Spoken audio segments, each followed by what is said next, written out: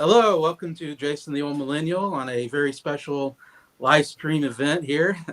I got two special guests with me on this live stream, which I'm very excited to have. First, I got for the first time on the channel, Bryer from Bryers CD Showcase. Hi, Hello. Bryer. How are you doing? I'm good. How's everyone else Good. doing? Doing all right, yeah. Hey, Adam. How do you want to talk about your channel a little bit? Introduce yourself. Sure. So, of course, as my channel name suggests, of course, my name is Bryer, and of course, I mainly talk about music on my channel because as you can see behind me, I have a pretty big CD collection, and of course, I like to showcase them. So, pretty straightforward. So I again over 600 CDs in counting right now. So I took a month off collecting, but now I'm kind of getting back into it. Um, I have a pretty wide variety of tastes, as a lot of my viewers always comment about it, because I go Yeah. from pop, I go from metal, and I go from all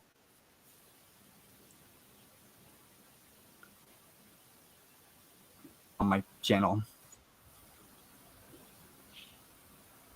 Yeah, I like how you go from AC/DC to Celine Dion in the same video.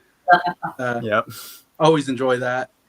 I also enjoy how you pop into frame. You go, Yeah. makes Oh, me laugh. yeah. Makes me laugh every time. I'm like, oh, there he is. So might as well go with it because I'm standing But up, so yeah, I might as well make it fun. oh yeah, I love it. Um, yeah, you can see how organized Bryer is there behind him on his CD. I'm just kidding. I Loads. always like to tease Bryer on that.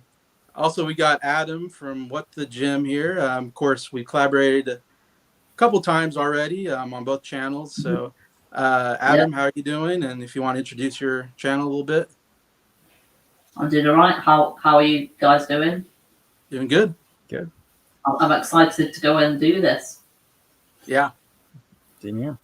But I like Brian. I cover videos to do with music, but also I do videos to do with movies and video games and TV shows and everything else in between.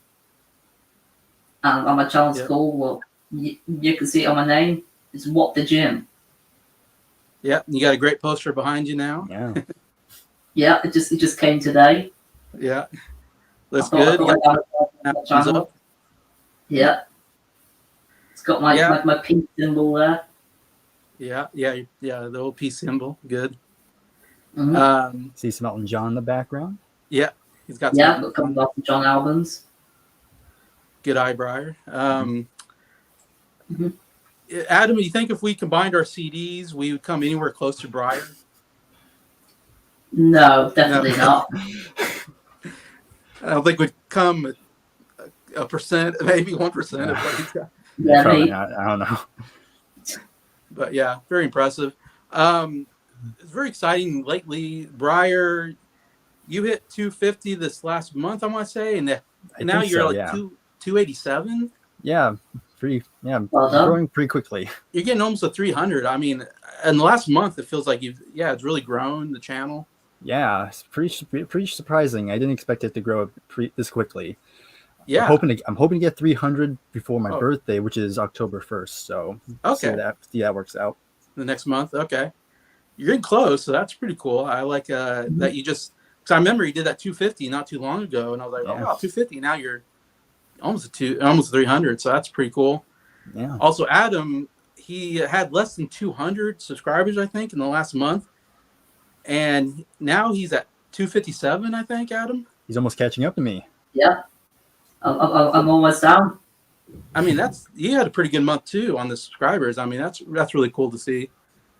It's all back to that space thing contest Yeah, that helped a lot. that you were both part of.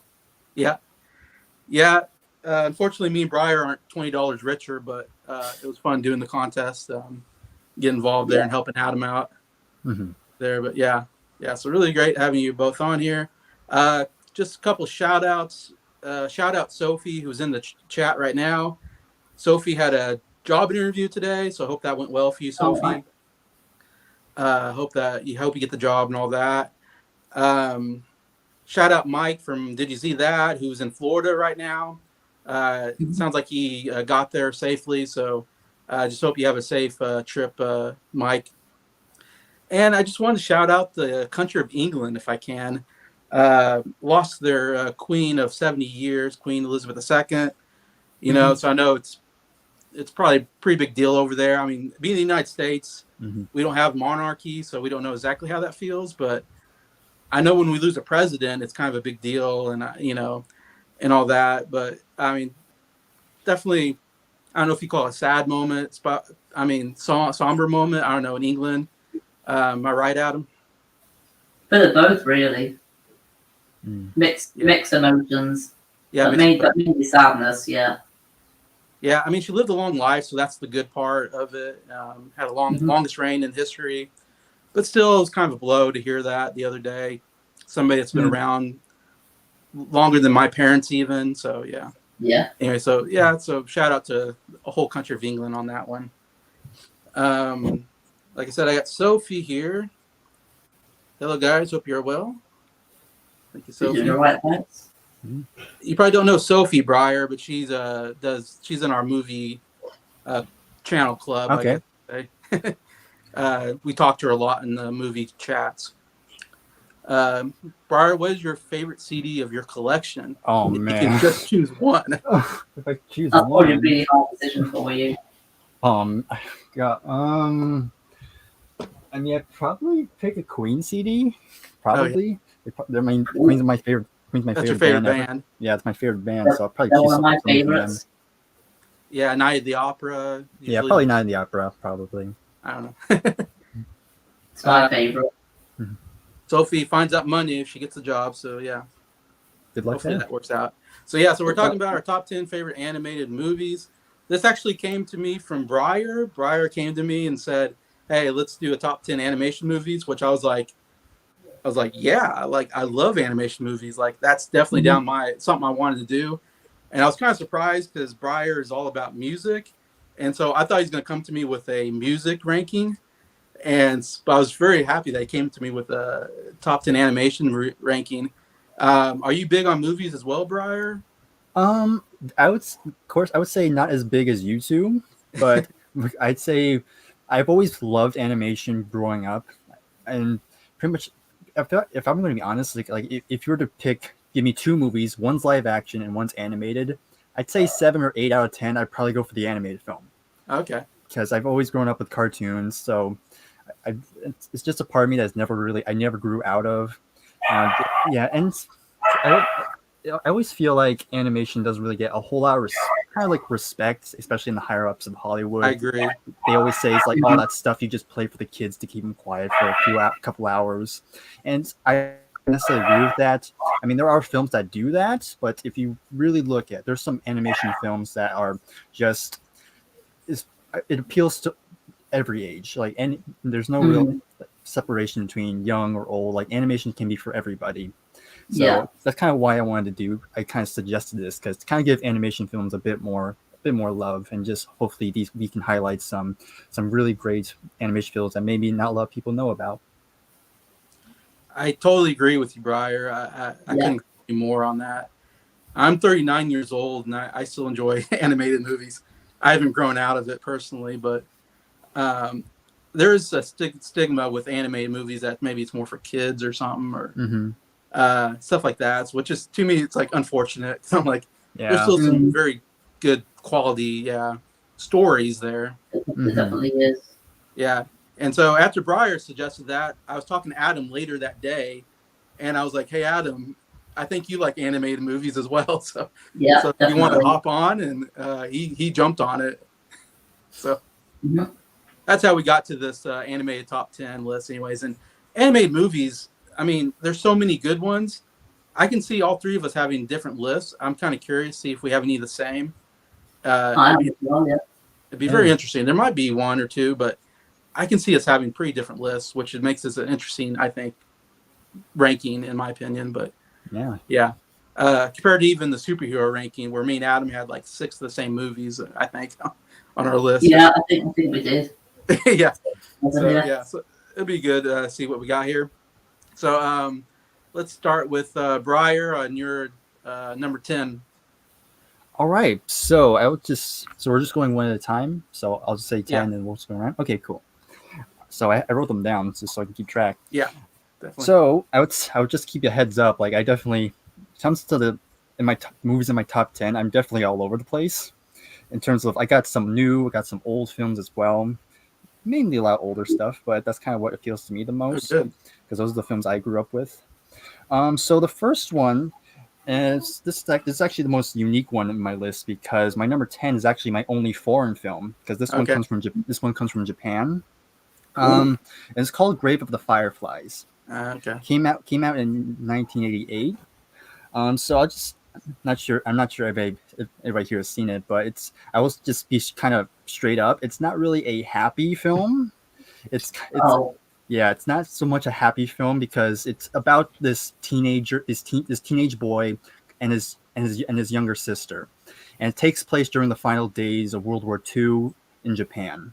And so it's basically you're just watching these young kids basically just trying to survive in this like poverty stricken town, and they lost both their parents. Their father died in combat, and their mother died during a bomb raid, and so it's just the two of them. So they tried to live with their aunt at some point, but that kind of went relations got sour, and so they decided to leave. And so they're kind of just left on their own, trying to survive, trying to search for food. And I'll probably stop there, but I'll just keep it, the ending's kind of bittersweet. I'll say it like that. Like it's kind of a sad, but you're kind of hopeful at the same time. So I would say it's not a film you can watch on multiple watches, but because honestly I've only seen it once. But you see it once, and to me, it just doesn't really leave you. Like you constantly, you always think back to it. Like that's yeah, good stuff. That's good stuff. And I always respect films that get me a bit emotional because especially because I don't really emote to films too often, but when I do, I'm like I respect that. Like good job for getting me to feel something. So that's my number 10, Grave of the Fireflies. Yeah, it's funny. Me and Adam were talking before that neither one of us watch anime movies, so no. that's a part of animation that we're not as familiar with. And we thought hopefully Bryer will bring up like an anime Yeah. Yeah. and Yeah. fill that gap for us. So that's good. You started with the anime. Yeah. Uh, I've heard of that movie. I haven't seen it. I just hear that's kind of depressing movie. That's all I know. It can get there, but because it tackles war Yeah.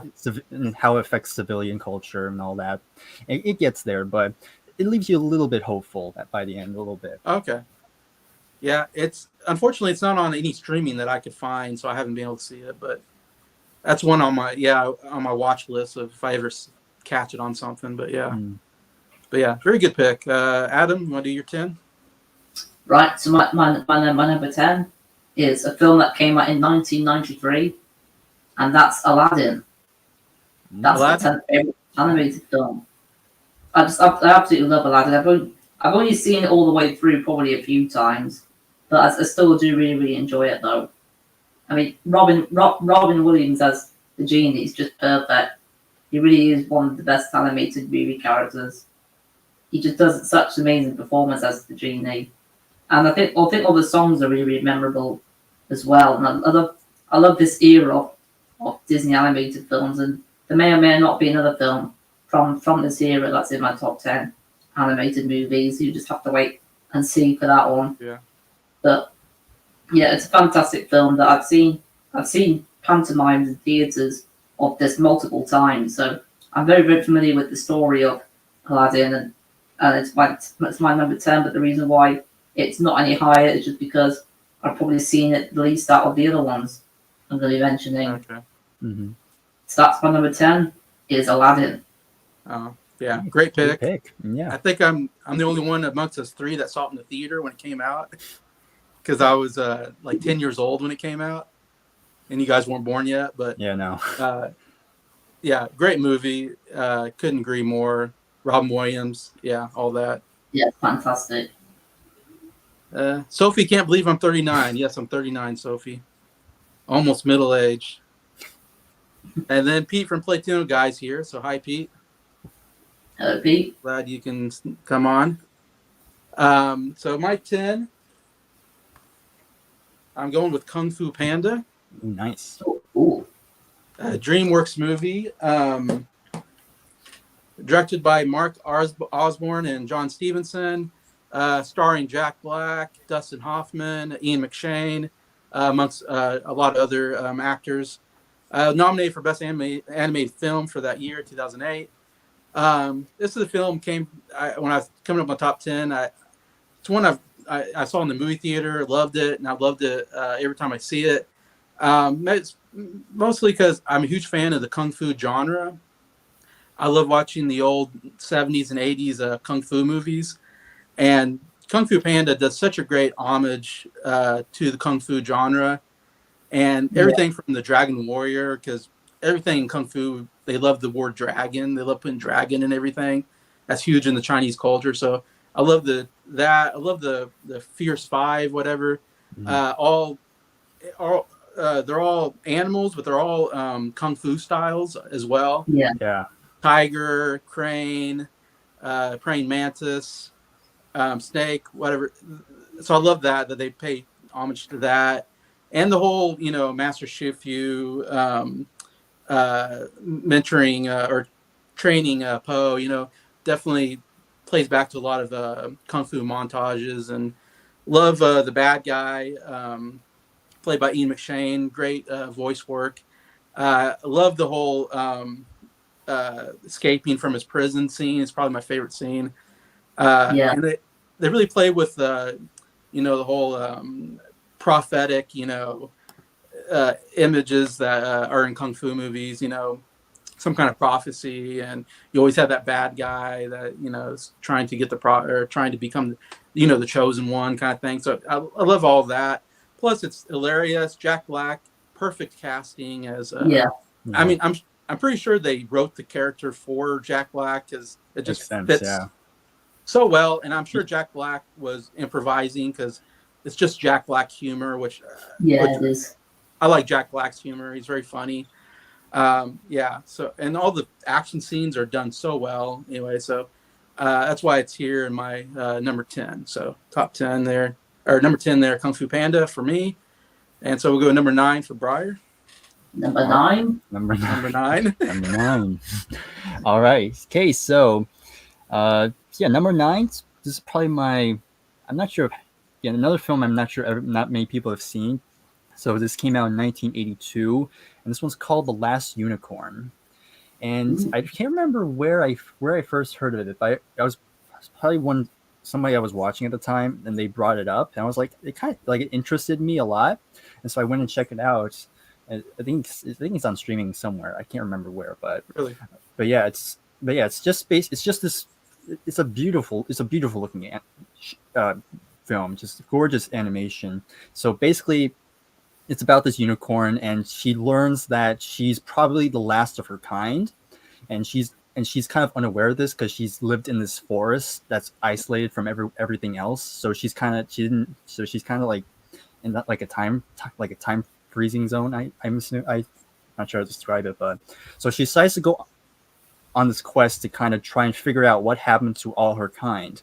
And along the way, she encounters this wizard character, and they also meet up with a peasant woman who wants to join on their quest as well. And so it's just the three of them.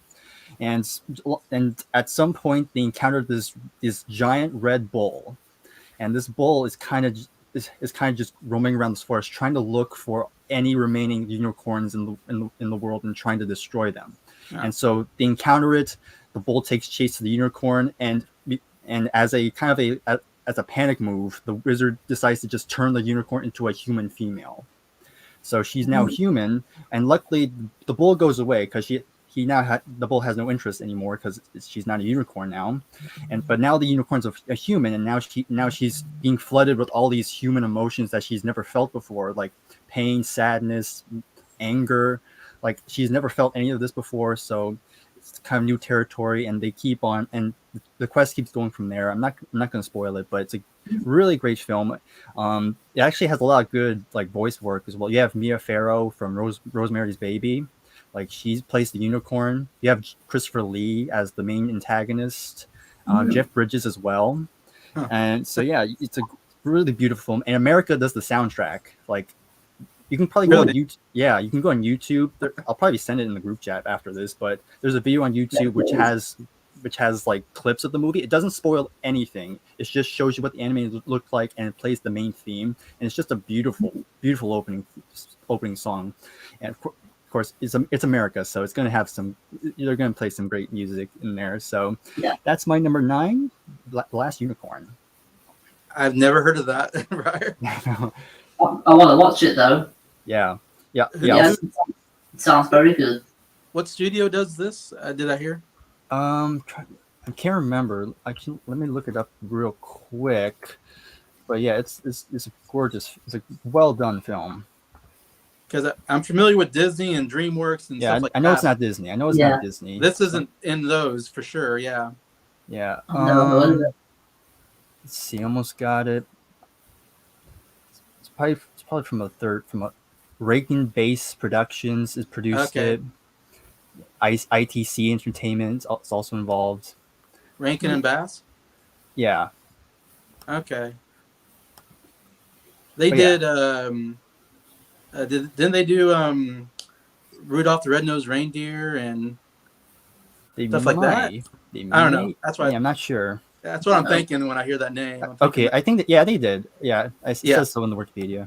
Okay, interesting. Okay. That's good. Another one, Bryer. Yeah. One passed me again. Okay, cool. I have to look that up. All right, Adam, you're number 9. Right, so my number 9. This is the first of many Pixar films I'm going to be mentioning here. It's from 2010, and that's Toy Story 3. Yeah. All right. I love Toy Story 3. I think it's definitely a very emotional film, especially towards the end of the movie. And it's got a brilliant score for the film, and it's just an absolutely incredible movie. I do think it could be a little bit shorter. I do feel like maybe the beginning part does go on maybe a little bit too long, but I'm just really nitpicking here because I do think that this is a near perfect animated film, and I love Lotso as the villain as well. I just think he's a really well written character, and the reason why it's not any higher is just because I just prefer these other films. I just think these other ones have done better. But my number 9 is Toy Story 3. Yeah, definitely one that I see a lot of people talk about as their favorite Toy Story or whatever. Mm-hmm. So I'm not surprised to see that on the list. That's definitely one that is very popular. Yeah, Toy Story 3. Mm-hmm. So yeah, good pick there. For me, I was going to see what's in the chat here. Let's see. Sophie thought I was younger. I know. I look so youthful. Yeah. But believe me, I feel like I'm 39. So I got Andy from Forgotten World of Movies. Hey, Andy. Hello, Andy. Nice to see you. And Sophie says, hey, Andy, as well. So it's good. Got about 4 people. Yeah, I will say, people think you look younger. People think I look older. Really? I know. I'm 20. Because I work at a karate studio, so I had one student ask me, and I was like 18 at the time. This young student. Like she even asked me, "Do you have a son or daughter?" And I'm like, "What? I don't have one. Not yet, at least." Oh, that's interesting. I know. I'm sure if you shaved, you look pretty young. I don't know. I think I was clean shaven too at the time. Just before the beard came in. Yeah. Okay, that's interesting. I guess it's a good thing, right? To feel like you're younger. Yeah, I guess. I don't know. Comes in handy sometimes. Yeah. All right. So my number 9. It's another DreamWorks movie. This is How to Train Your Dragon. Cool choice. Another good one. Yeah. I think when I talked about it, Bryer commented on it on one of my videos. I had a feeling you were a fan of it, Bryer. Yeah, definitely one of DreamWorks' best. Yeah, one of my favorite, obviously. Came out in 2010. I guess that was the same year as Toy Story 3. Is that what you said, Adam? Yeah, it is. Okay, so yeah, that was a pretty good year of animation, I think. Definitely. How to Train Your Dragon, directed by Dean DeBlois and Chris Sanders, which I know directed, I think, maybe Lilo and Stitch and some other stuff. It was nominated for Best Animated Film and the Best Score by John Powell. Love the score. The score is absolutely amazing. It's one that I love to listen to on Spotify every once in a while. It's got kind of a Scottish, because they're kind of like the Scottish Vikings, I guess. I don't know. And so it's got kind of a cool Scottish score to it that I really love. But yeah, what I love about this movie is I really love the whole plot of this idea that these Vikings are going to war with dragons. And it's like, why are they going to war? Because dragons, they kill us or whatever. And the dragons are going to war because the Vikings kill them. And so it's this like back and forth violence. And I love the whole idea of like, what if we just got to know the dragons? Maybe they're not that bad, And so it's kind of this good metaphor almost for like, real life. Like people go to war with each other or different people of races go fight each other. And it's like, why? Really, we're kind of similar underneath. There's really no reason to fight. So I love the contrast of war at the beginning of the movie and then the idea of peace at the end where it's like, hey, we can get along with dragons, and I love that, how the contrast from beginning to end of getting along and all that. So I think it has a really good message behind it overall. And this movie has the best flying scenes I've ever seen in a movie. Again, I saw this in theater in 3D, and it was the best 3D experience I've ever had. And I don't go to 3D movies anymore because I got kind of tired of it. And sometimes 3D doesn't really help the movie enough for me to pay the extra money. So, but back at this time, of course, every movie was like 3D, it felt like. And I went and saw this in 3D, and man, I felt like I was flying. And that is such a cool experience to feel like you're flying. So I love when he's on back of Toothless, Hiccup, the main character, back on Toothless. When he first kind of fixes his wing or his tail, and they're flying, and the musical score is, really loud. Awesome experience. Love that so much, and great scene. Yeah, and so that's why it's number 9 on my list. Great choice. Good choice. Yeah. All right, thank you. Go to Bryer for number 8. All right, so number 8, and we have my first Pixar film. And I actually have it on physical copy of it. So we have Finding Nemo. Yeah. Okay, so this number 8 because I've watched it, I think way too many times now. But yeah, this has been a childhood favorite for as long as I can remember, especially going back when I was like 5 or 6. Because I have relatives that live in Mexico, and we would go there like every year or so during the summer to kind of stay for a week or so. And my grandma's actually pretty big into movies as well. Because she had a lot of films, a lot of animated stuff, a lot of live action stuff, and this is the film I always wanted to watch whenever I go there. Like I would always say, "Can we watch this, please?" So I watched this a ton. I don't think I need to go in depth on the story because I'm pretty sure we all kind of seen it. But yeah, it's just a father trying to find his son after being kidnapped by divers, and so you're, of course, go through all those hijinks trying to make it to Sydney, and you have a nice little fun B plot with Nemo, who is taken to this dentist office, and you kind of are kind of having fun with the characters that he's encountering there. But yeah, great story. It's a great film still. Again, probably don't need to see it right now, but it's still a great film. I have very good fond memories of. Yeah, that's a classic Pixar. Definitely one of my favorites out of Pixar there. So yeah, good pick there, Bryer.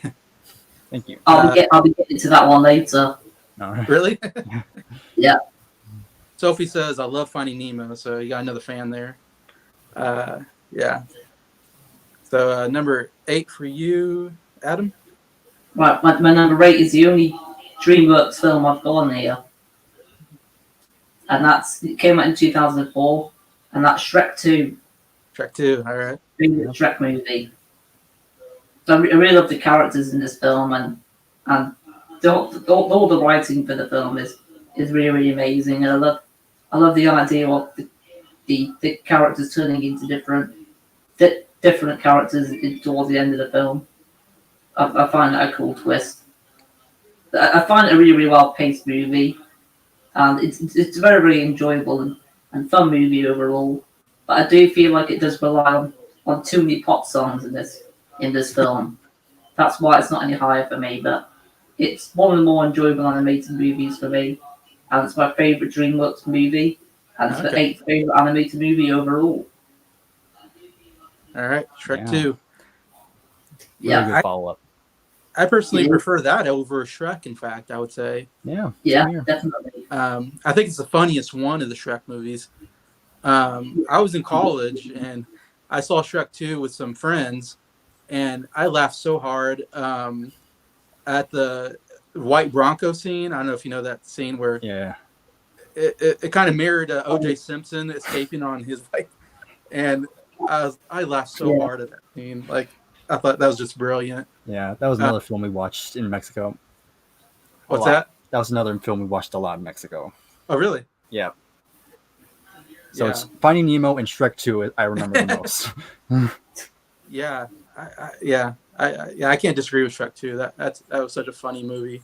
Yeah, Overall. it is. And pretty good series. I enjoy the whole Shrek series as Yeah. total, I would say. Mm-hmm. For the most part, yeah. Yeah.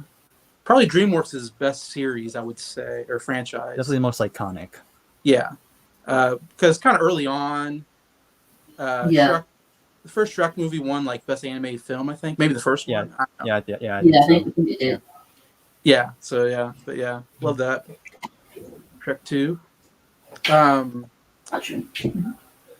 Sophie loves Shrek 2, so Sophie again loves our picks, I think. All right, number 8. I'm going with a very iconic Pixar movie. Might feel kind of low on my list, but that's just the way it is, and it's the original Toy Story.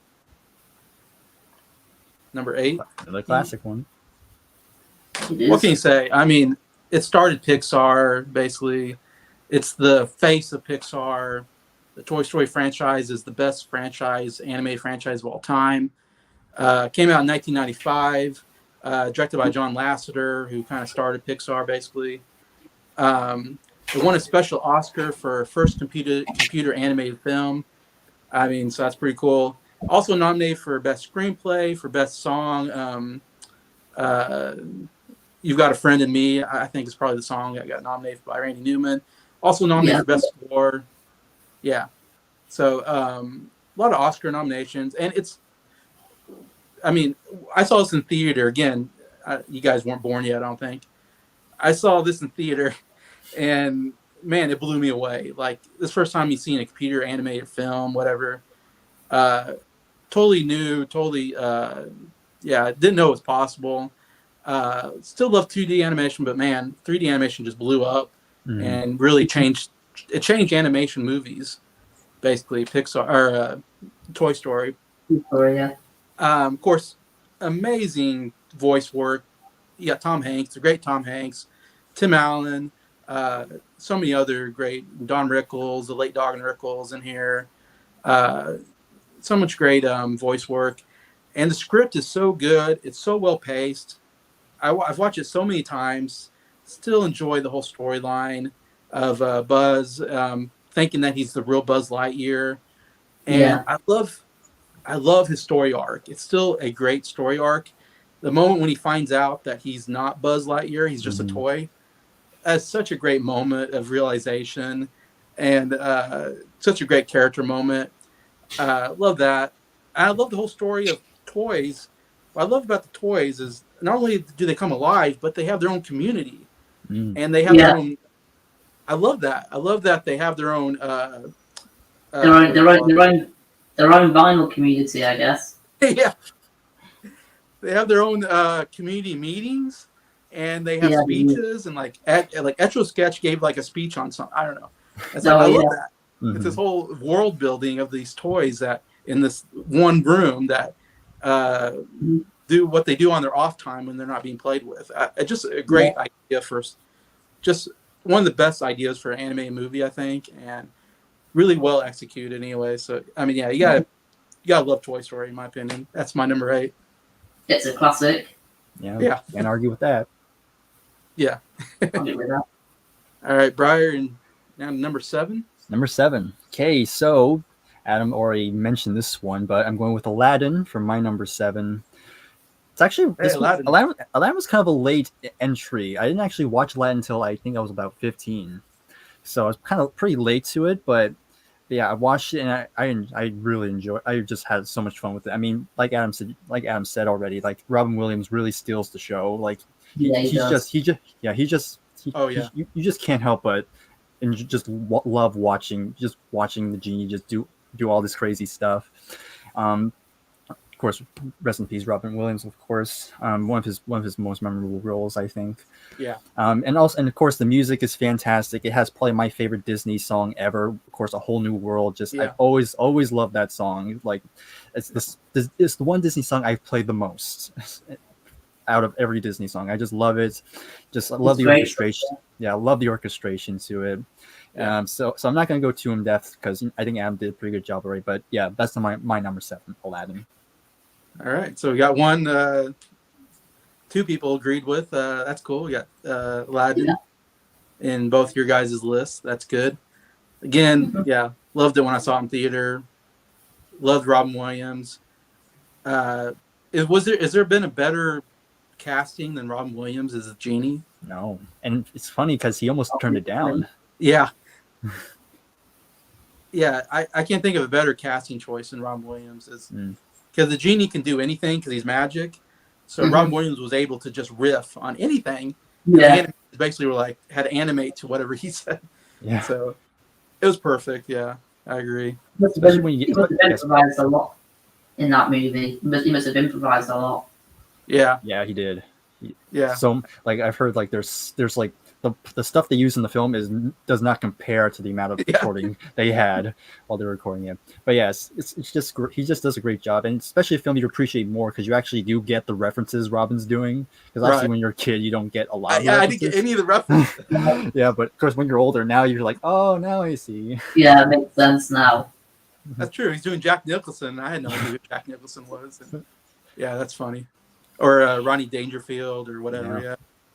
But yeah, definitely appreciate it more. So yeah, great pick there. That was number 7, right? So yes. Adam, number 7. My number 7. It came out in 2012, and it's Wreck-It Ralph. Okay. That's my 7th favorite. It's a perfect movie for me, really, because I'm really into animated films and video games, and it's got both here. I just find it a really, really amazing film. It's definitely got some emotional parts towards the end of the movie, and I just think it's just a really, really well done film, and I think it's very original as well. And I think the character Ralph himself, I think, is a really, really great developed character. Towards the end, he feels more like a hero than a villain, definitely. But yeah, it's just an excellent film that I feel like I need to watch it a few more times than how many times I've seen it. At the moment, it's my number 7. Yeah, it's Wreck-It Ralph. Wreck-It Ralph. Yeah, that almost made my top 10. Yeah, I can see that. It's a good combination of video games and movies, which I know Adam does a lot of video games on his channel. I play video games. Do you, Bryer? Yeah, I do. I used to have a PS4, but that stopped working. Oh, really? So I just play PC now. Ironically, my PS4 stopped working the second the PS5 came out, so I'm not sure there's a really? It's a conspiracy. Yeah, buy a PS5. Oh, I guess you have to buy a PS5 now. Yeah, but I don't know if I'll afford it. Honestly, the PS4 came kind of by luck because my brother won in a raffle. Oh, wow. That's a good way to get it. Yeah. That's the best raffle I've ever heard of. Yeah. Yeah. I got a PS4 right now, so yeah, that's what I'm playing. But yeah, I can see that. Yeah, Wreck-It Ralph. I love the villain meetings. That's a funny. Yeah. That's such a funny idea, is having all the video game villains kind of kind of an Alcoholic Anonymous meeting, I guess. Yeah. Yeah. For video game characters. Yeah, I really like that. Let's see. I got Norin's here. Hey, Norin. Norin. Norin, I've kind of become friends with lately. He does a lot of horror movies on his channel. There's Sophie. Let's see. Norton says, for in terms of animation, it's Paranorman, A Nightmare Before Christmas, Frankenweenie are his jams, which makes those are sense good because, like I said, yeah. Norton likes horror movies, so those are somewhat more towards a horror. Not, Yeah. I mean, they're not horror, but they got kind of a horror A little feel to them. darker edge. Edge, yeah. Yeah. But yeah, those are good picks. I'm not gonna argue with those. I've still not Yeah. seen A Nightmare Before Christmas. Yeah, I've still not watched it yet. that's definitely one of the older ones. That's the first. I want to say Nightmare Before Christmas might be like the first stop. What do you call it? Full length stop motion animation or something like that. It's something like that. Yeah. I'm not sure. Maybe. Kind of historic, I know, in some way like that. But And it was a holiday classic. yeah, kind of a Yeah, you Christmas can / Halloween classic. Yeah, you can watch it on both holidays. Yeah, it's very true. Which Disney, I think, owns it or something. I think so. Yeah. Because I know it's rights. at the Disney parks or something like that. But yeah. All right, number 7 for me, Disney animation. It's Moana. I am Moana. I'm a big fan of the Disney animation musicals, as I call them. Yeah. Those are like my favorite movies because I like musicals and I like animation. So anytime they combine, like you guys mentioned, Aladdin, stuff like that. I love that combination of great music and the animation. And Moana came out in 2016, directed by Ron Clements and John Musker, who I'm forgetting now. I know they directed some classic animation movies in the 90s. I'm forgetting which ones. I'm not sure. I'd have to look it up. I did look it up. But if you hear those names, I mean, they're some of the greats in animation directing. The only name I wrote down for performance was Dwayne Johnson because I don't really know a lot of the other actors in the movie. Yeah. But Dwayne Johnson obviously is the one that stands out as Maui in the movie. It was nominated for Best Animated Film and Best Song for How Far I'll Go, which is a really great song off of it. It is. And I love the songs. I love Maui's You're Welcome, to the point that anytime I hear someone say thank you, I almost have to go, You're welcome, you're welcome. Yeah. Just by habit, because I love that song. It's a great kind very of humor. It's catchy, it's humorous, and it kind of shows the ego of Maui, which I love. Maui's one of the great characters, I think, in animation. Right behind the genie, I think, Ron Williams' genie. I love Maui. Really fun character. I love his tattoos and how they move, and he has almost like a little him on there that moves around. Oh yeah. That he interacts with. Yeah, I love all that. And I love the setting of the I want to say Samoan, Pacific, whatever island. I love that setting. That's kind of a new setting, I think, for Disney animation, and so I enjoy all that and all of the mythology there that they come up with that culture, anyways. And very funny. Moana is a great Disney princess. All that, yeah. So definitely one of my favorite Disney animation musicals. At number 7 for me is Moana. Great choice there. Yeah. All right. Really. So we'll go to number 6 for Bryer. Right, number 6. Another film I'm not sure many people have seen, but this was another childhood favorite growing up. This came out in 1999, so the year I was born. Okay, so this one, my number 6 is The Iron Giant. Okay. Yeah, so this is funny enough for my originally I didn't have The Iron Giant on my list. I had a different film, but then I remembered The Iron Giant. I was like, oh my god, how did I forget this? So now Iron Giant's in. So Iron Giant is my real number 6. I'll probably mention what I had originally, but anyway. But yeah, it's another film I grew up watching a lot. It's basically about this young boy. He finds this like 50-foot metal robot, and he kind of befriends it and kind of wants to keep it around as a friend. And of course, it's kind of similar to E.T. in a sense, because again, it's kind of just hiding the alien from like the government. Stuff, but it's done in a way where it doesn't feel like it's a rehash. It actually feels original. And so I like the characters. You have Vin Diesel as the giant himself, which is just even cooler. Yeah, Vin Diesel, early Vin Diesel. Yeah, early on. but yeah, it's great. It's great. I don't have much else to say about it. It's just a great film. It's directed by Brad Bird. I think this was his first actual feature animated film he ever directed. Yeah. So, and kind of a spoiler. It's not. This is not the only Brad Bird film I'll be talking about. but yeah, it's great start for him.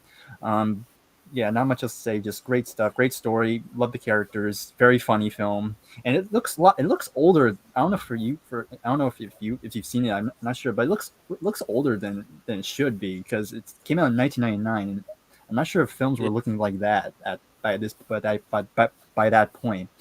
But yeah, it's still a great film. So yeah, that's my number 6. I actually haven't watched all of that one. Oh really? I don't think I have either. So I've definitely got to watch that soon. Yeah, I really recommend it. It's a great film. Great film. It's on YouTube. Actually, you can go on YouTube. YouTube has free movies you can watch. Okay. Yeah. Okay. And it's on there, and I have it on my watch later list. Mm-hmm. I haven't watched it yet, but yeah, it's definitely one I want to watch because I hear a lot of people like that movie. Yeah, it didn't do well at first. No. It wasn't until it was released on home media. That's kind of when it became like a cult classic. It didn't have Disney or Dreamworks back in it. I don't know what studio, but so yeah, it wasn't marketed as much. Maybe I don't know. Probably it was under the radar kind of movie, like you said, because I was around at the time and I didn't see it. And you're right, because I've seen clips and it does look older, like you said. I kind of agree with that. And it put Brad Bird on the map because then he went on to Pixar and win a bunch of Oscars. Yeah. So I know that about the movie, but yeah. So good pick. Adam, number 6. Yep, and it's one that you mentioned, Bryer, and that's Finding Nemo. And it came out the year that I was born, 2003. Nice. There you go. I'm not really sure what else to really say. You've said pretty much all I'm going to say, Bryer, on this film, but it definitely is. It definitely has a very sad beginning to the film. Oh, I know. Yeah. And the character of Dory, she's really, really great. Yeah. She's really funny. I love her relationship with Marlin in the film. Yeah. Yeah. Did anybody see Finding Dory? Yeah. Okay. Yeah, but I'm not as big of a fan of that one. Yeah, it's just okay. It's okay. It's fine. It's decent. But Finding Nemo, I think it's very close to being a 10 out of 10. I used to watch it loads as a kid. I'm not seeing it much recently though. But it's definitely one I saw quite a lot when I was younger. Yeah.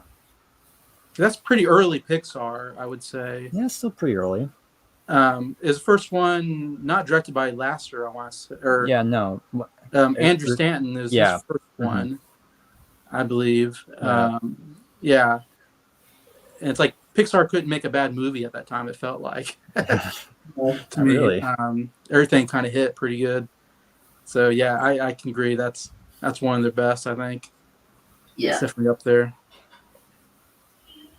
Sophie says my favorite Moana song is "Shiny." That's probably my favorite too. I think when I did a video, I think where I went through. I think Moana was in one of my videos I did recently. Maybe when I did my physical media. I've been going through some of my movies, and I think Sophie said "Shiny" was her favorite song. So yeah, it's the second time I've heard her say that, and so I don't think I remember the song "Shiny." There's a big crab creature. Big crab creature. Oh yeah, I remember that. Yeah, that's probably it's definitely my favorite. Very Bowie, David Bowie-esque. Yeah. Who played the crab? I can't remember who actually played him. His name's like Clements or something like that. Something like that. I forget. I think that's his last name. I can't remember his first name. Yeah, that's his last name. I can't remember that. He's from New Zealand. He's kind of known for his David Bowie-esque vocals. Yeah, he was in a HBO show called Flight of the Conchords. And he's in a lot of Taika Waititi stuff because they're friends from New Zealand. But yeah, it's like I'm shiny, so shiny, bump bump bump. It's a very catchy song. But I love that creature. He says, "You can't run from me." Oh, you can. She runs off, and he's like, "Oh, Yes, she actually does run off. she does." I don't know. So that's a pretty good character. But yeah, I agree with you, Sophie. Norn's talking about some movies. I think that you guys are going to talk about Brad Bird here, or Possibly. The Incredibles is one that I really enjoy. Also, Wall-E, very strong one as well. Some more, Great yeah, choices. both really good Pixar movies. I agree, Norn. Sophie, maybe that's why I love it. It's very Bowie style. So Sophie's from England, so I don't know. I'm not a big David Bowie guy, but I know he's big and popular. Yeah. So yeah. See, number 6 for me, going with another Pixar classic in my opinion, and that is Monsters Incorporated. All right. Yeah, it's great. I think it came maybe right before Finding Nemo. A couple of years before. Yeah. Because you said 2003 for Finding Nemo. Mm-hmm. Yeah. Monsters Incorporated came out in 2001, so yeah. I think this one came out right after Toy Story 2, I believe, was the next one. And it's the first one directed by Pete Docter, who would go on to do some other really great ones. And now I'm blanking, but he did Soul, Inside Out. Oh yeah. Did he do Up? Up, yeah, he did Up. Yeah, Nice. So he's done like 4 or so more Pixar movies, and he's knocked it out of the park pretty much with every one. They've all won. Sorry, what, Adam? Yeah, I pretty much agree there.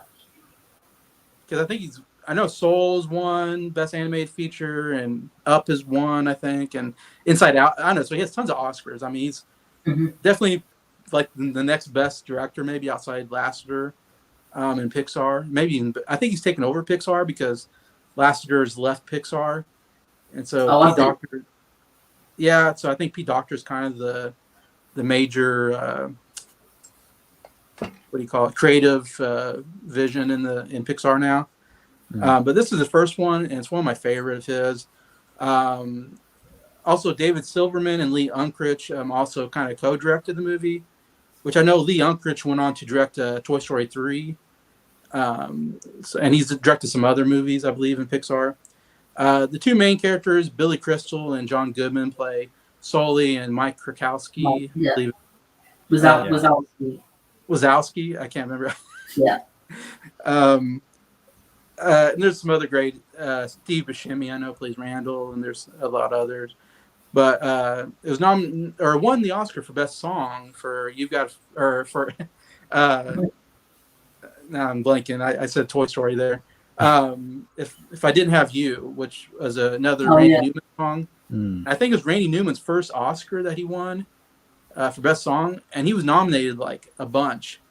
And I think he should have won for Toy Story, but I think it was like he needed one. At this point, it was like he was due for an Oscar. So, because it's not my favorite Pixar song, but anyways, but he won Best Song for that. And it's another movie that I love the premise. Of course, it's playing off the idea that when you're a kid, you think there's like a monster under your bed or there's a monster in the closet, because at nighttime you get kind of scared and you get images in your head. You hear noises and it plays with you. So I love the whole idea that there are monsters in your closet and that there's this whole monster world. I love world building. So I love the idea that this whole monster world, Monstropolis, whatever, and that there's this whole company that all they do is they go into kids' rooms, scare them in order to get energy, like electricity, in order to power their city. I think it's a really good idea for a movie. Really well done there. And then I just love the idea of they're also scared of humans. They're scared of the humans as much. Oh yeah. 2319. What's that? It was 2319 when you get when you get. Is it? That's why it's cool. So I love that concept that they're afraid of the humans, And then the whole idea that this cute little human kid comes into the world, Yeah. And they're supposed to be. It reminds me of what I said about How to Train Your Dragon. You don't understand them, so you fear them, but then you find out that no, they're not bad. They're just like you, just look different, I guess. And so I love that. I love the relationship that Sully has with the character they call Boo, I guess. We'll call her Boo. So I love that whole relationship, kind of almost like this father-daughter relationship that he kind of has. And it's a really nice, sweet relationship that they have that I really, really got emotionally attached to the two because of that. And I just love that moment when he's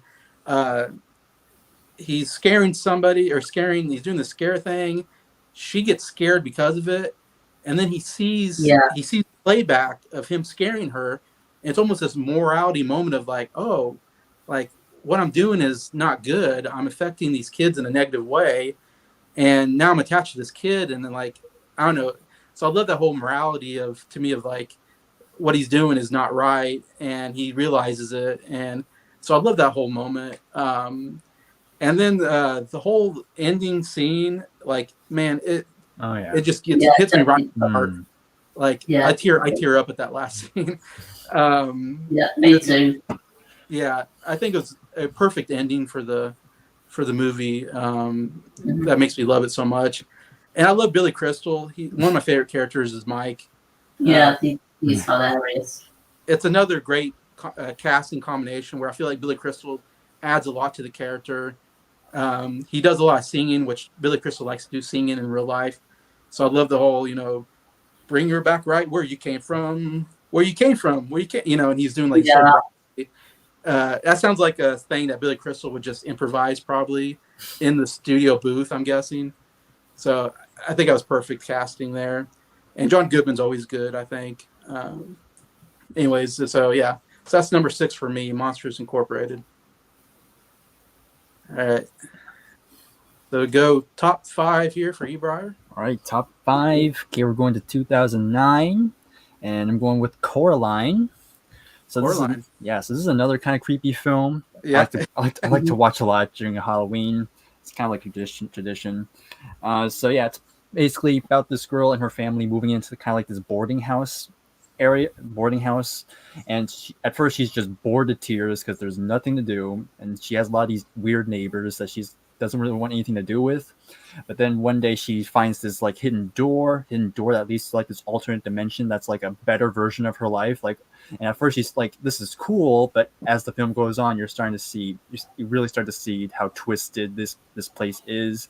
And it's just again the whole concept, because the people in this dimension has buttons for eyes, and eventually becomes a plot point about the plot point, because she later learns that whoever gets like, I guess you can say like given to temptations, that if they decide to stay in there forever, they have to remove the eyes, get replaced with buttons, and they're basically live there for the rest of their existence. So it's a very terrifying concept if you think about it, but still like not too bad, where it's not really like to the point where I want to turn it off. Like you're actually kind of interested in how this world works. So yeah, it's another pretty good cast. You have Dakota Fanning as Coraline, and I think she does a really good job in it. Can't remember anybody else in that movie, but everybody does a really good performance. So that's my number 5, Coraline. Yeah, Coraline, like it's another. Is it stop? I don't know if it's stop animation. Stop motion. It's kind of along with like Corpse Bride, I think. Yeah. Maybe the same studio. I don't know. Yeah. I think. Can't remember. Yeah, I know it gets confused with Tim Burton a lot, but I know Tim Burton didn't direct that one. I can't remember who directed. Henry Selick, I think. No. Can't remember. It reminds me of along Corpse Bride and Paranorman and the Box Trolls. Kind of had that same kind of feeling to them. Nightmare Before Christmas. Yeah. Mm-hmm. I figured Norrin would like that movie, and Norrin says, "Caroline, nice one, such a good score and tone." Yeah. So I was like, that sounds like Norrin's kind of movie there. Sophie, never seen Coraline. Always looked very creepy. Yeah. Yeah, we can. Yeah, it is very creepy. Have you seen used it, to scare Adam? me loads as a kid. Yeah, it used to scare me loads now when I was younger. Yeah, I remember seeing it, and I was so confused by what was going on, and just listening to Bryer describe it, I'm still confused. But it's a strange movie. Yeah. Creepy, like you said. Yeah, and yeah, it was Henry Selick who directed it. Okay. Yeah. All right. All right. So, Adam, with your number 5. Yeah. So my number 5 came out in 2014, and it's the Lego Movie. The what? Lego movie. The Lego Movie. Okay. Oh, Lego Movie. Okay. Yeah. I think the voice acting in this film is really, really amazing. You got a lot of A-list celebrities on this film. Yeah. And all of them do really, really great jobs, and I find it a really funny film as well, and well paced. And this is one of the animated films I've seen the most, and it sort of got me really into Lego. I was quite into it at the time, but it got me really into it. Oh, really? And I think it's a really, really great film, and I don't really want to spoil the ending for people who haven't seen it, but there is a twist towards the end of the movie that I definitely wasn't expecting. Yeah. To me, I feel like it ruined the film slightly for me. But I still do really, really love this film, and if I like that twist a bit more, it probably would be a 10 out of 10. But because I'm not the biggest fan of that twist, it's very close to being a 10 out of 10 for me. But yeah, for all those reasons, that's why it's my 5th favorite animated movie. Is the twist deals with Will Ferrell by any chance? Yeah. Okay. I think I know what you're talking about. Mm-hmm. Yeah. Yeah, it definitely surprised me as well. Chris Pratt, of course, is great. Yeah, he's great, isn't it? Everything is awesome.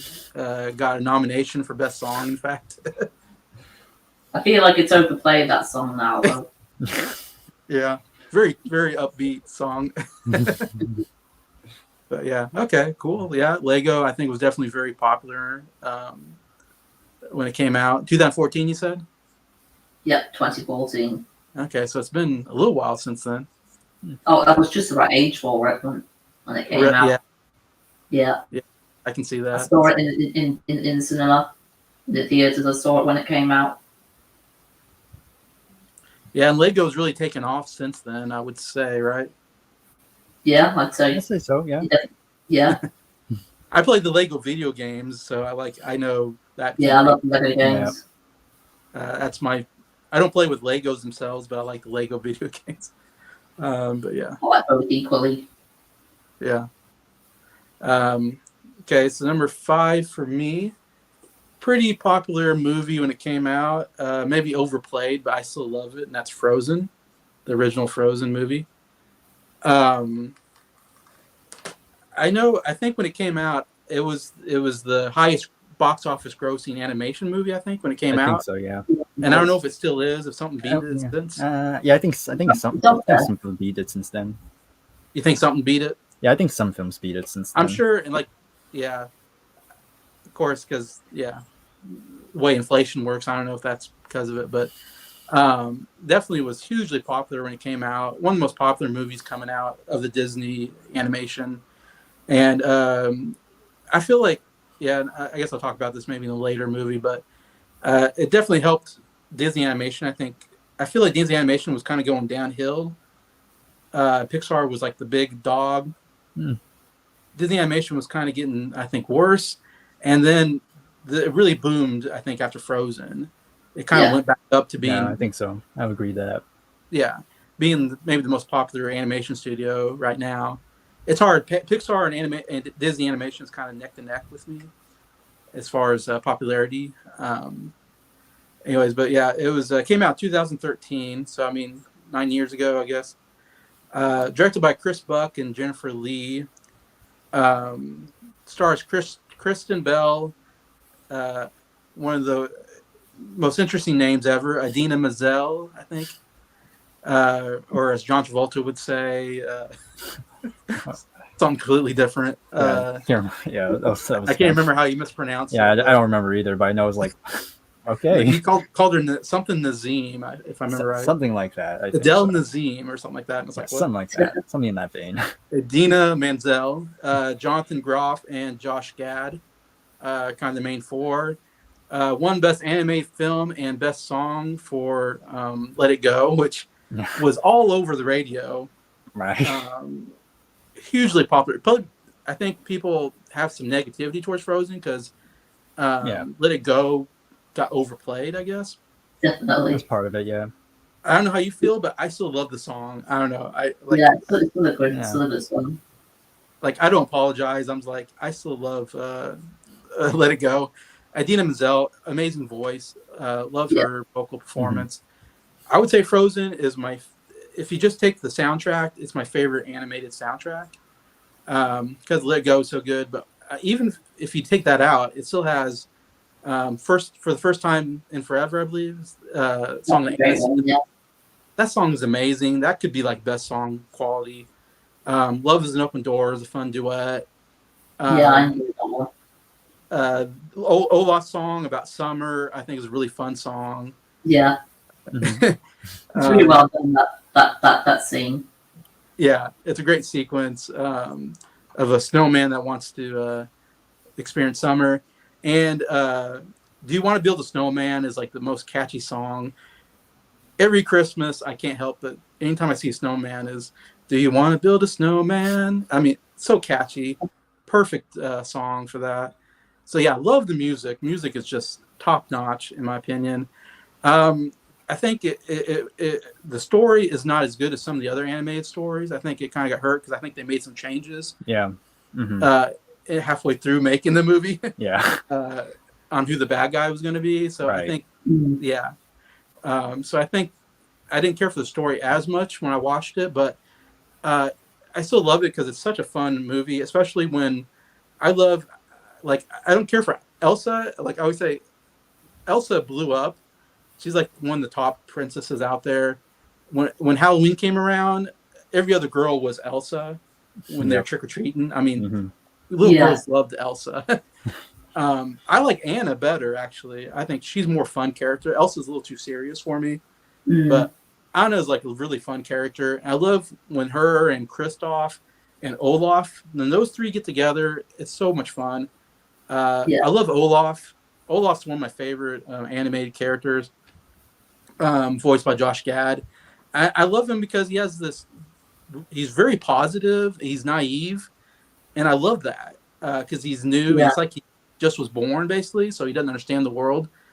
And so I love everything from he walks into an icicle, I think, that impales him.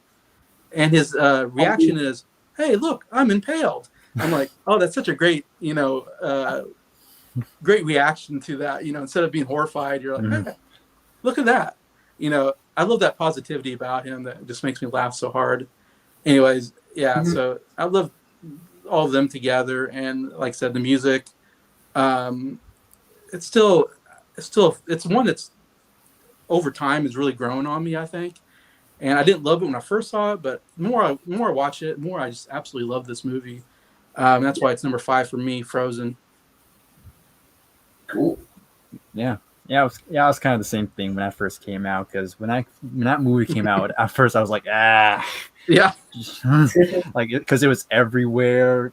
It was so hyped up a lot of the time. Yes, but years later, it was playing on Disney Channel, so I was like, oh, might as well give it a chance. And yeah, it wasn't as bad as I thought. So it's my opinion's on softened a bit. It's a good film. I like it. Yeah, it's good. It's good. Sophie says, I've seen the Lego Batman movie. I love that one. Yeah, it's a great one, that one. Lego Batman's my favorite out of the Lego movies I've seen. It's my second favorite. Yeah, it's very funny.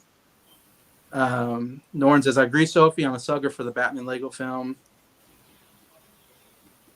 I believe it was Will Arnett that voiced Batman. Yeah, Will Arnett. Yeah. He has a great low voice. He does a great job as Batman. He has such a great voice. And well, he did Batman, I think, in Lego Movie 2 as well, right? Yeah, in old Lego movie films.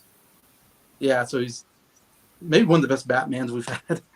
I almost would say Lego Batman is one of my favorite Batman movies. I don't know if it counts as a Batman movie, but I count it as one. yeah. Sophie says I still prefer Frozen 2. I can't say I agree with that. Frozen 2 I didn't like, but I don't know. It's all right. It's okay. But it's hard to, Frozen's so good, it's hard to, I think, make a sequel as equal, but yeah. Yeah. My favorite song from the first Frozen movie is Love is an Open Door. Yeah, that's probably my favorite as well. Yeah, it's a really fun duet, I think. So much good music there, but yeah. All right, so now we're at number 4, Bryer. Yep, number 4. Okay, so now we get to probably my most recent film. Of course, not that recent. It came out in 2017. I'm going back to Disney with Coco. Coco. Yeah, Coco. I actually saw this in theaters when it came out, along with my mom, and I will say there were hardly any dry tears in that theater when we saw it. And same with us. It was especially that ending. Like that was such a powerful moment there. Yeah. So yeah, it's for those who don't know, you have this kid who wants to be a musician, but apparently his family has banned music, and frankly, I would not survive in that family either. But but yeah, so he wants to be a musician, but his family just keeps saying no. So he rebels. He goes to he goes to like the grave of his idol, like the grave site of where his idol's laying, where his guitar is. He manages to break in, take the guitar, and then he plays it, and then he's transports like the afterlife. So now he's kind of in this weird limbo where he's not really dead, but he's kind of, if he doesn't like get his family's blessing before like sunrise, he's going to be there forever. So he's kind of going on this quest. He decides to go on a journey to try to get his blessing, but yeah, there's like a lot of stuff that goes on there. But yeah, like it's all about the whole message about family. Like, I mean, it's cool you can have a dream, but you can't really forget about the people who like brought you up in the world. So yeah. I really enjoy that one. It really makes you think on on your family as well. Like because my grandma passed away like a couple of years before the movie came out, and me and my me this is of course not the one in Mexico, but my mom's mother, because the one in Mexico is my dad's mother.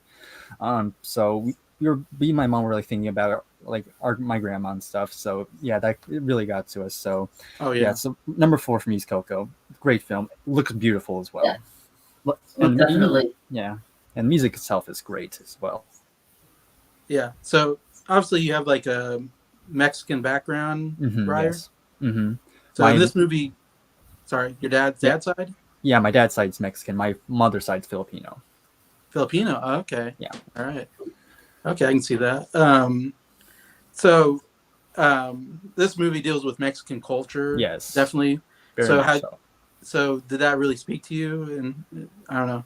Yeah, I'd say so. Of course, my father's side, they're not like that type. They're not like full on Mexican. They don't do like the stuff that they do in the film. But of course, there's big respect for the culture there. So I think they handled the culture in that film very well. Yeah, that was interesting because I don't know much about that part of Mexican culture. Yeah, I know there's like the Day of the Dead, right, yes, or something like that. Exactly, it's a big deal there. Just kind of remembering all the loved ones that have passed and all that. Yeah, you're kind of always remembering the past. Your ancestors, I guess, to say. Not something we exactly do in America, I would say. Not so much so. Not to that extent. Like Japanese culture does that, I know, and maybe Chinese culture. There's definitely a bunch of cultures that do that. That's definitely interesting. Look at it anyways, but yeah, the Remember Me scene, that definitely brings a tear to the eye. Yeah. It's a fantastic song as well. It won best song, if I remember right. Yeah. The Oscars, but yeah. So yeah, good pick there, Bryer. So we go number 4 with you, Adam. Well, I've got a couple more things to mention about Coco first. It's one of my dad's favorite animated movies, and it's probably my top 20 animated films for me, or top 15. It's not quite in my top 10, but it still is a great movie. Well, here's your dad, Adam. Yep. Yeah. Coco, brilliant movie, modern classic. So. And that's the most recent animated film I saw. I saw it about a week ago. Oh, really? So I've seen it. I've seen it twice now. I saw it when it came out in the cinema in 2017. Yeah. Yeah. So I guess we move on to our number 4. Yep. Which is one that you mentioned, Jason, from 1995. That's Toy Story. Toy Story. And you basically said everything that I wanted to say here. But there are a couple of more things I want to mention. I want to mention that I think Woody and Buzz are just such a great duo together. Yes. And the sort of opposites as well, really. Yeah. But they still get on really, really well. And well, not at the beginning of the film, but towards the end, they are very close. And it's got one of my favorite soundtracks to any animated movie. Yeah. I love the Louis Armstrong song "Wonderful World" in it. What a wonderful world! It definitely does have some emotional stuff in this film, but I do feel like they spend maybe a bit too much time in Sid's house. Oh yeah. Or like they spent more time in Andy's house. But this is still a classic movie. I mean, it's one of the most important animated movies of all time. It's the first full Pixar one. And it's still one of my favourite animated movies to this day. And it's the classic Toy Story. Yeah, I mean, is there a better line than "To Infinity and Beyond"? I don't know. Like, I do think there is no. That's one of the best lines, I think. Of any movie. Any movie, yeah. Yeah. It was a perfect line for the character and the whole. You're not flying, you're falling with style or something like that. Yeah. There's so many amazing quotes in that film. Oh, so many great lines. Yeah. And I love Mr. Potato Head's Don Rickles. Yeah. Yeah. I don't know if he's such a jerk and he insults everybody kind of. It's Don Rickles, so you kind of expect that. Yeah. Don Rickles. Yeah. I think it's quite funny as well, though. Yeah. I don't know if I got all of his jokes when I was a kid. I think I get them better now, like knowing who Don Rickles is. But yeah. And I love Rex because he's so. Yeah, I love Rex. Like, I don't know if I can handle that kind of. I forget the word, but he's always anxiety, like. Yeah. Always stressed out. So I love that. Anyways, but yeah. Toy Story was one I thought I'd probably get somebody else to agree with me on that one. So that's good to see. I think that's definitely one of the all-time classics in animation. So yeah. Number 4 for me is actually the sequel to Toy Story, Toy Story 2. Number 4. One of the best sequels ever. Yeah. I like it. It's hard. Toy Story and Toy Story 2. I love both. It's hard going back and forth between the two. I put Toy Story 2 just a little bit higher just because it's so funny. I think I laugh a little bit more. It's still a great story. I love the storyline of Woody and I love the whole idea of like, what happens after Andy grows up. They have to deal with that situation of like, and he doesn't want to play with us anymore. What happens to us? Do we get thrown away? Do we get donated? And this whole idea of like, is it better to live in a museum, I guess, for the rest of your life or whatever, as a toy's life is, or be played with Andy for a little bit longer until he doesn't need you? I don't know. So I love that idea behind it. And definitely it looks towards the future of like what happens. Introduces a great character, I think, Jessie, the cowgirl, whatever. One of the best songs in any animated movie, When She Loved Me. Yeah. Oh, that scene gets me every time. Oh yeah. I can't watch that thing, really. It's the only time I can think of a character singing a song in a Toy Story movie, because Pixar's not known for their singing. It's Disney Animation's known for the characters singing. So it's kind of one of the unusual moments where a character all of a sudden breaks out in song, and it's just one of the most beautiful songs I think they've ever done. Um, Sarah McLachlan's the one who actually sings the song, who has a great voice. Um, it's perfect for it. I forgot to say, this came out in 1999, directed by John Lasseter. Obviously, all the great. Again, Jesse is Joan Cusack comes in. The prospector is Stinky Pete, yeah. Stinky Pete, right? Yeah. Now I'm forgetting his name, but well-known actor plays him, but he's only in this movie. But yeah, I love that song there. Very sad song. It certainly is, yeah. Yeah, from being left behind kind of thing. Yeah, I loved all that. Like I said, the whole part where they go into Al's toy barn is some of the funniest stuff I've ever seen. Yeah. The Jurassic Park sequence, I just died laughing in the movie theater. Like, I laughed so hard because I saw Jurassic Park in the movie theater as well. And to see, you know the scene I'm talking about, right? Where the I think so, yeah. Rex chases the car, and Oh, yeah. it just comes right out of Jurassic Park. Also, the other scene, my favorite scene of all time, is the Star Wars kind of parody with Zurg. Yeah. And the I am your father, and then No. no. And then later they're just playing catch like nothing. Oh, yeah. Good one, son. Yeah. The father, like, so dramatic. Oh, it kills me every time I see it. Brilliantly used. Kind of ruins Lightyear, the movie Lightyear, for me a little bit. Mm-hmm. They kind of mess up with that whole storyline with Zurg, but that's another thing. Mm-hmm. Anyways, yeah. So love all that. Absolutely hilarious. Love how love Buzz, and he gets to interact with another Buzz toy that thinks he's Buzz. So now he gets why he was annoying in the first movie.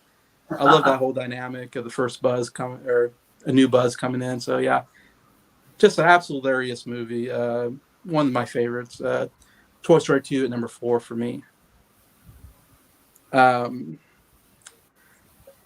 dad made a message. I don't know if we'll get to this later, Adam, but he says, before you guys leave, can you say what your worst animated movie is? Oof. I don't know if you want to save that as something afterwards. Yeah, we'll save it for after. Yeah, okay, because that's a pretty good question. Yeah. I'm not really sure yet. I can't think of the worst one. I know. I'm like, oh, now I got to think of one. Yeah. Actually, do have one. Actually, I have one. Actually. You have one? Okay. Yeah, we'll save that for later. We'll save it. Yeah, save it for a bit. So number 3 for you, Bryer. All right, number 3, and we're finally getting to another Brad Bird film. This is my favorite of his. Came out in 2007, and that's Ratatouille. Oh, Ratatouille. Yeah, I saw this in 2nd grade at first, and I loved it. Just about this rat who wants to be a chef. But of course, he's a rat, and we all know that doesn't really fly at all. So, but he's determined. He gets separated by his family at some points. So now he winds up in Paris, and he finds the restaurant where his idol used to work at, because his idol Gusteau, he died. So now it's run by the sous chef, which of course was one of the main antagonists of the film. But he gets there, he befriends this human, Linguini, and the two kind of form a partnership, because now Remy has a way to get into the kitchen without actually being seen. He finds out he can control Linguini through just pulling his hair, which is just, I don't know how that works, but you just kind you just kind of accept it, because you actually see him practice, and they actually get good at it, and it's actually like, okay, this actually might work. But then so they're doing that. The restaurant actually just doing incredible because of Remy's cooking skills. and it gets the attention of this food critic who wants nothing but to make the restaurant go out of business. So now they have to try. Now they have to make sure their partnerships works great. But it's a great film. It's another film I go back to very often. You can apply, although it's mainly about cooking, you can apply this to many sort of things in life, like any dream you want. Like, so I really appreciate that. And kind of last thing I'll point out is like the food always looks incredible. Like Yeah. even the ratatouille, the dish itself, like I know I won't like it, but they make it look so delicious that I want to try it. Yeah, so yeah, another one of Brad Bird's great films. To me, is probably my favorite Pixar film of all time. Oh, really? So yeah, Wow. it's way up there. I absolutely love it. So that's my number 3. Okay, I was expecting The Incredibles or something like that when you said Brad Bird, but That's a good one. I forgot about Ratatouille, and I was like, oh yeah, Ratatouille, that's another one. Yeah, especially it also really applies to me because cooking's like art in a way, and I want to get into the arts, so that's another thing that kind of I resonate with, the whole message about trying to create something, and hopefully people can appreciate it or have it resonate with somebody. Right. Yeah. Cool. Yeah, I know it won Best Animated Film that year. Very popular film that came out. Definitely one I've seen on a lot of top lists. So yeah, I totally get that. Right, number 3 for you, Adam. Right, my number 3 is one that you just mentioned, Jason. Yeah. Toy Story 2. All right. My favorite Toy Story movie. I think Toy Story is one of my favorite film franchises of all time. Yeah. And this is, in my opinion, the peak of all those films. It's really, really funny, especially like we mentioned about that Jurassic Park scene and the Buzz Lightyear and Zurg Star Wars scene, yeah. Yeah.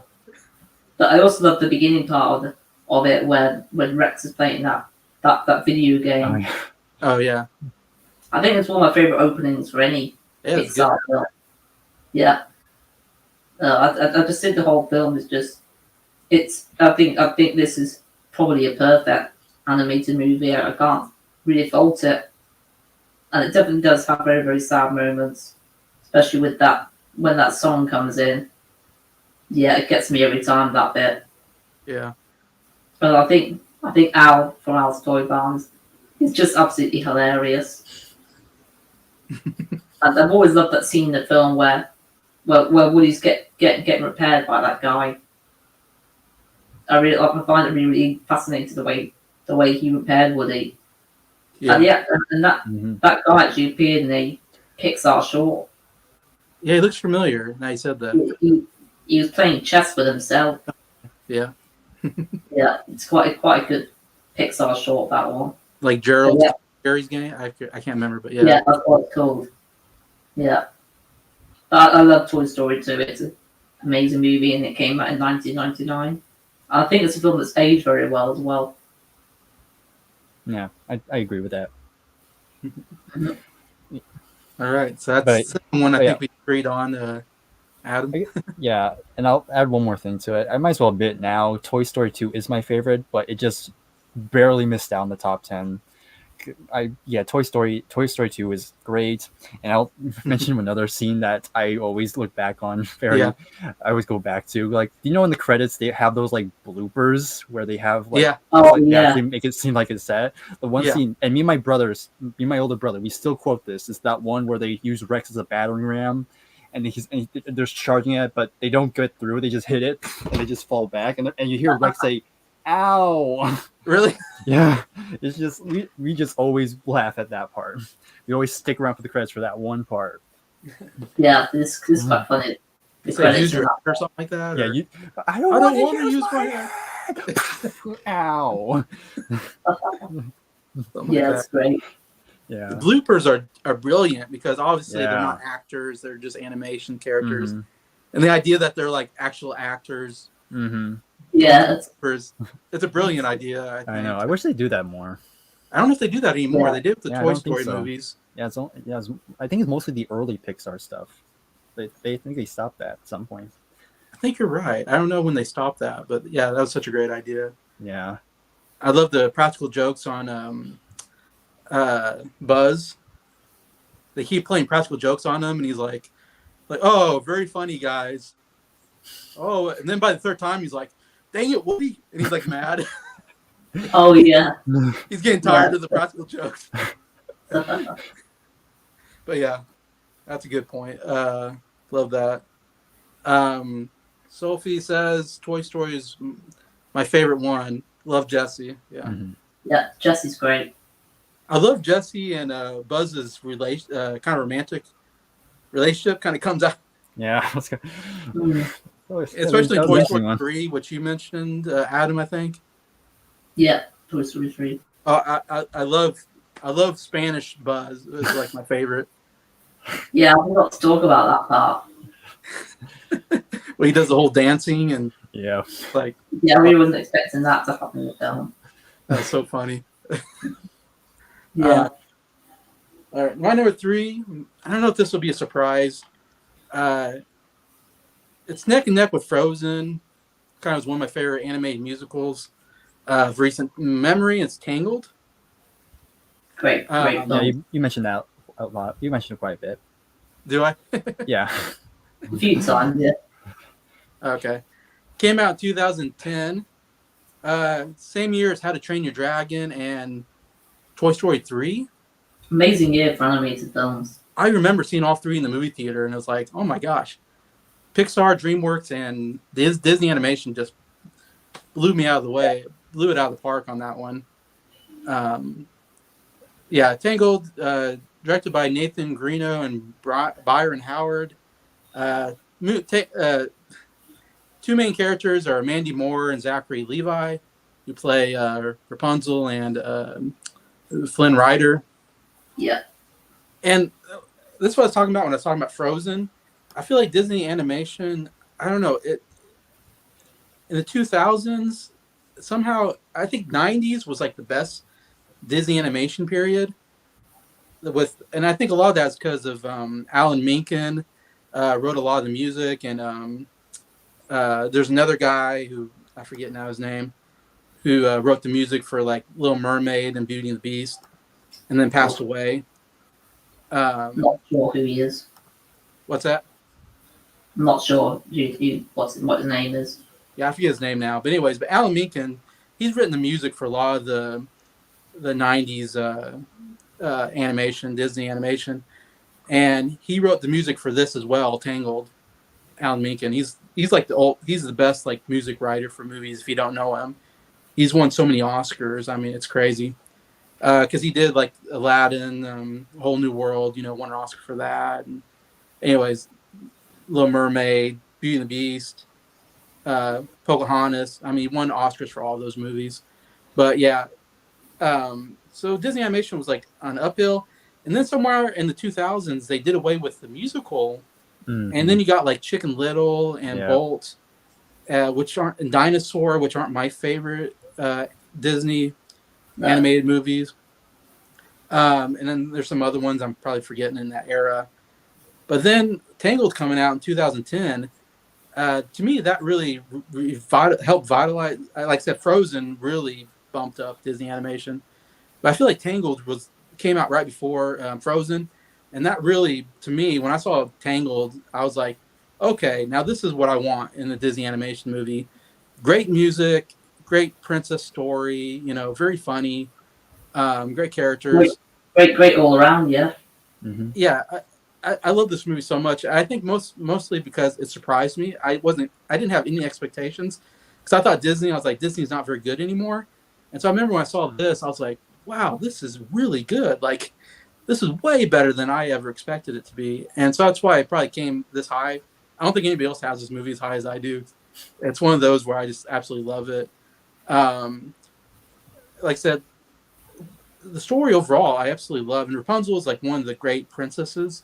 So I like that they went to Rapunzel. Rapunzel's like, up there to me with Cinderella, Snow White as like, fairy tale story. Princesses that you learn as a kid, the girl with the long hair. So I love how they did that story really well. And I love the whole storyline of she was kidnapped and every year or every night on her birthday, she sees these lights in the sky, and she doesn't know that she's a princess, but she's like, there must be some connection. I mean, really great, I think, story idea. I love that, and her whole wanting to go and see the lights, see why are there lights on my birthday. That's a very interesting, I think, idea, and reveal and everything. I love Flynn Rider. I love the "Here Comes the Smolder," and then does a little, I like hilarious. Zachary Levi is great. Love their dynamic, their connection, their chemistry is really great, and I think it's one of the best love stories I've seen in animation. Like a lot of times, I watch movies with love stories, and I don't get it. I'm like, I don't really get why they fall in love, except they're two attractive people, but that's not enough for me. I want more. But this is one where I was like, I totally get the love story. It totally works for me. I because they come kind of vulnerable at one point with each other, and that's how you really get to fall in love with somebody. Maybe my favorite song, and it's up there definitely. One of my favorite songs is "At Last I See the Light." It's fantastic. It's an amazing duo. It's one that I listen to a lot. It's like the one maybe I listen to the most. Up there with A Whole New World. Is one of the great duos. Can You Feel the Love Tonight? All those songs. But what makes it so great is the animation with they're on a boat in the water, and all these lights surround them as they're singing. I mean, absolutely amazing visual. Song crescendos. It's really gets me. It's one of my favorite scenes in any animation movie. That really makes it kind of pull me up the top as one of my favorite animated movies. And I think the ending is so good, and it caught me by surprise. I had no idea how it was going to end, and the way they end it, I was like, "Oh, that's a brilliant way to end it." Because you don't know, like you think someone's going to die or whatever, and it almost looks like they do. And I don't know, I thought it did. It had me on the edge of my seat, which is pretty good for an animated movie. But yeah, love, like I said, all the songs are that one song, but all the other songs are pretty good too as well. So I love they're in the pub and they're singing about I have a dream, I have a dream, and they all these cutthroats have these really nice dreams of not being cutthroats, I guess. Yeah, fun song. But yeah, definitely one of my favorites. Number 3 for me is Tangled. Great choice. Okay. Yeah. All right, so now get into our top 2. Bryer, what's your number 2? Number 2. So now I can show another piece of physical media I have. So going with Prince of Egypt from 1998. Yeah, so another DreamWorks film. The DreamWorks. It's one of their few musicals actually. They didn't do it too much, but they actually do a pretty good job on Here's This One. So basically, it's their take on the story of Moses, the 10 Commandments, what I really love about this film is that you really don't have to be religious to really appreciate the scale of how they want to present this film because I can imagine what this would look like in a theater because it just looks so big, it looks so massive. You see all the sets, you see all these wide shots of the whole kingdom.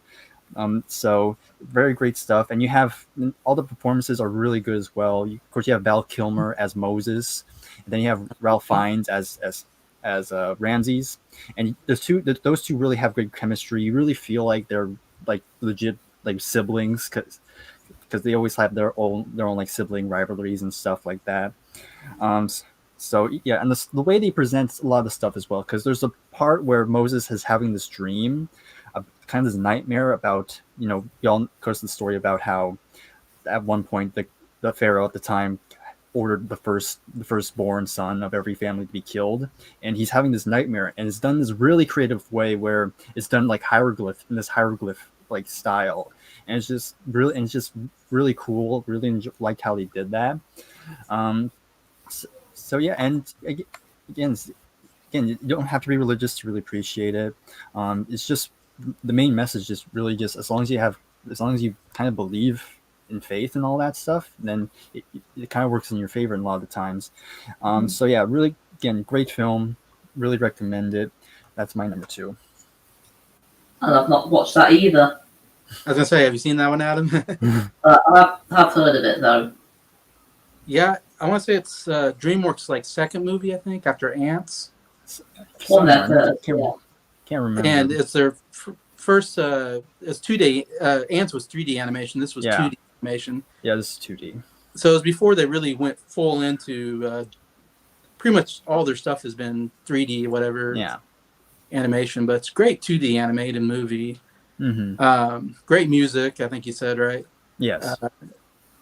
One best song for When You If You Believe. Yeah. Yeah, Whitney Houston and Mariah Carey duetting. Yeah. Yeah. Two pretty good singers. I remember that best song. I love this movie. It's a great pick. I didn't have it on my list, but I haven't seen it in a long time. That's why I don't have it on there. It's one I need to revisit.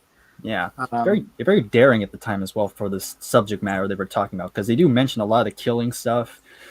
It's very, again, it's very dark at some parts. And you actually do see like the whole part, when the last plague where every Egyptian son is killed off, and so they actually do they don't really show any any dead bodies or anything, but you can tell that. Yeah, you can just tell by how they presented it, how they're kind of not telling you, but you kind of already know what's going on. So again, great visual storytelling as well. You can imagine what's going on and how upsetting it would be, I guess. Yeah. Yeah, and I come from a perception. I'm a Christian. I believe in the Bible and everything, and the whole Moses story. And I'm always cringy when Hollywood ever takes a story from the Bible, because they usually don't do it justice. And Prince of Egypt is one that I think is very good adaptation of the story. They obviously add a lot of stuff into it to make it a movie, but none of it's disrespectful to God or to the story of Moses. So I appreciate it on that fact, I would say. So go to Adam for number 2. Yep. Okay, and it's another one that you mentioned, Jason.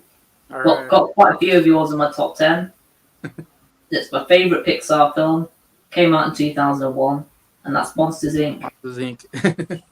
And it's always been my favorite Pixar film. Okay. I saw it. I've seen it at least 20 times. I've seen it loads, and I never get bored of it. I think it's paced very well, and I think the writing for this film is perfect, and it's in my top 15 films of all time. I love it that much, and it does definitely get to me towards the end of the film, and Sully says bye to Boo. Yeah, that really does get me. Yeah.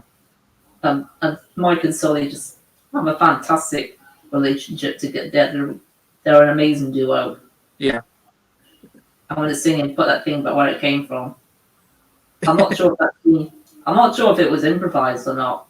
I wouldn't be surprised if it was. I'd be surprised. It sounds like it. Yeah.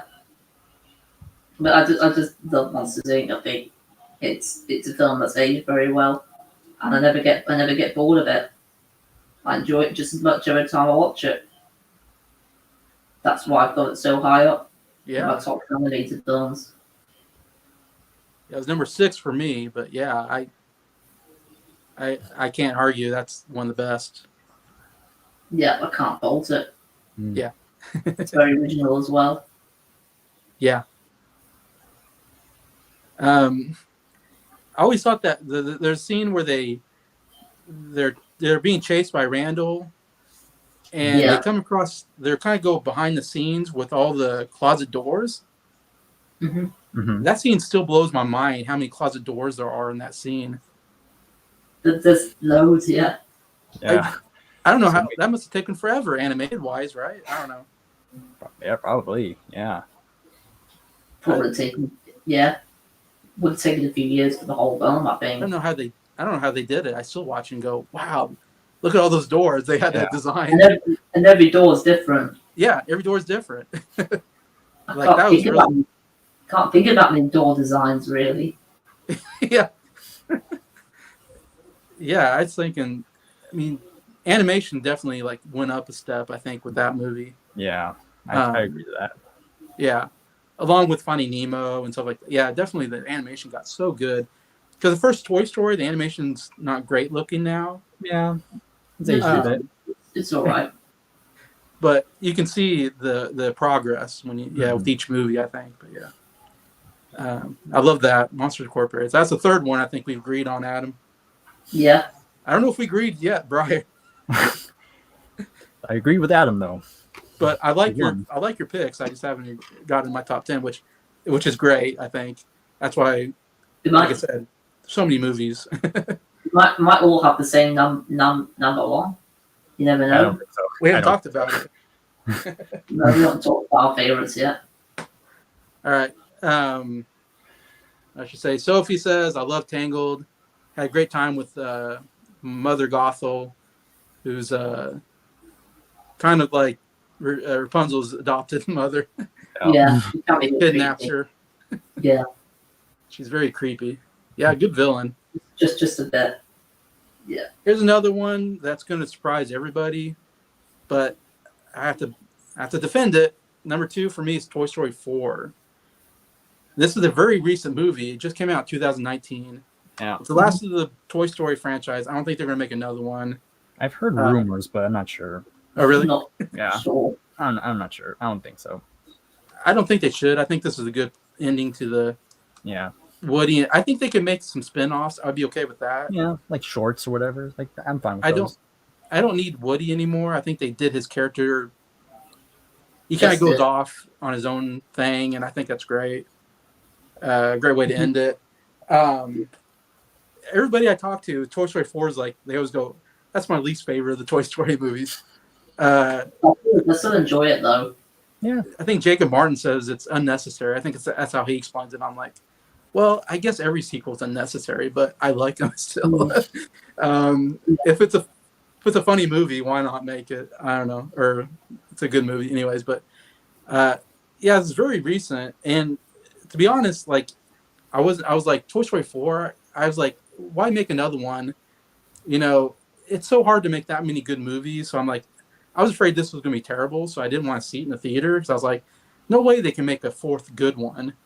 Nobody makes 4. As well. What's that? I was thinking that. I was thinking that it wasn't going to be a very good film, but I thought it was a pretty great film. Yeah. Yeah.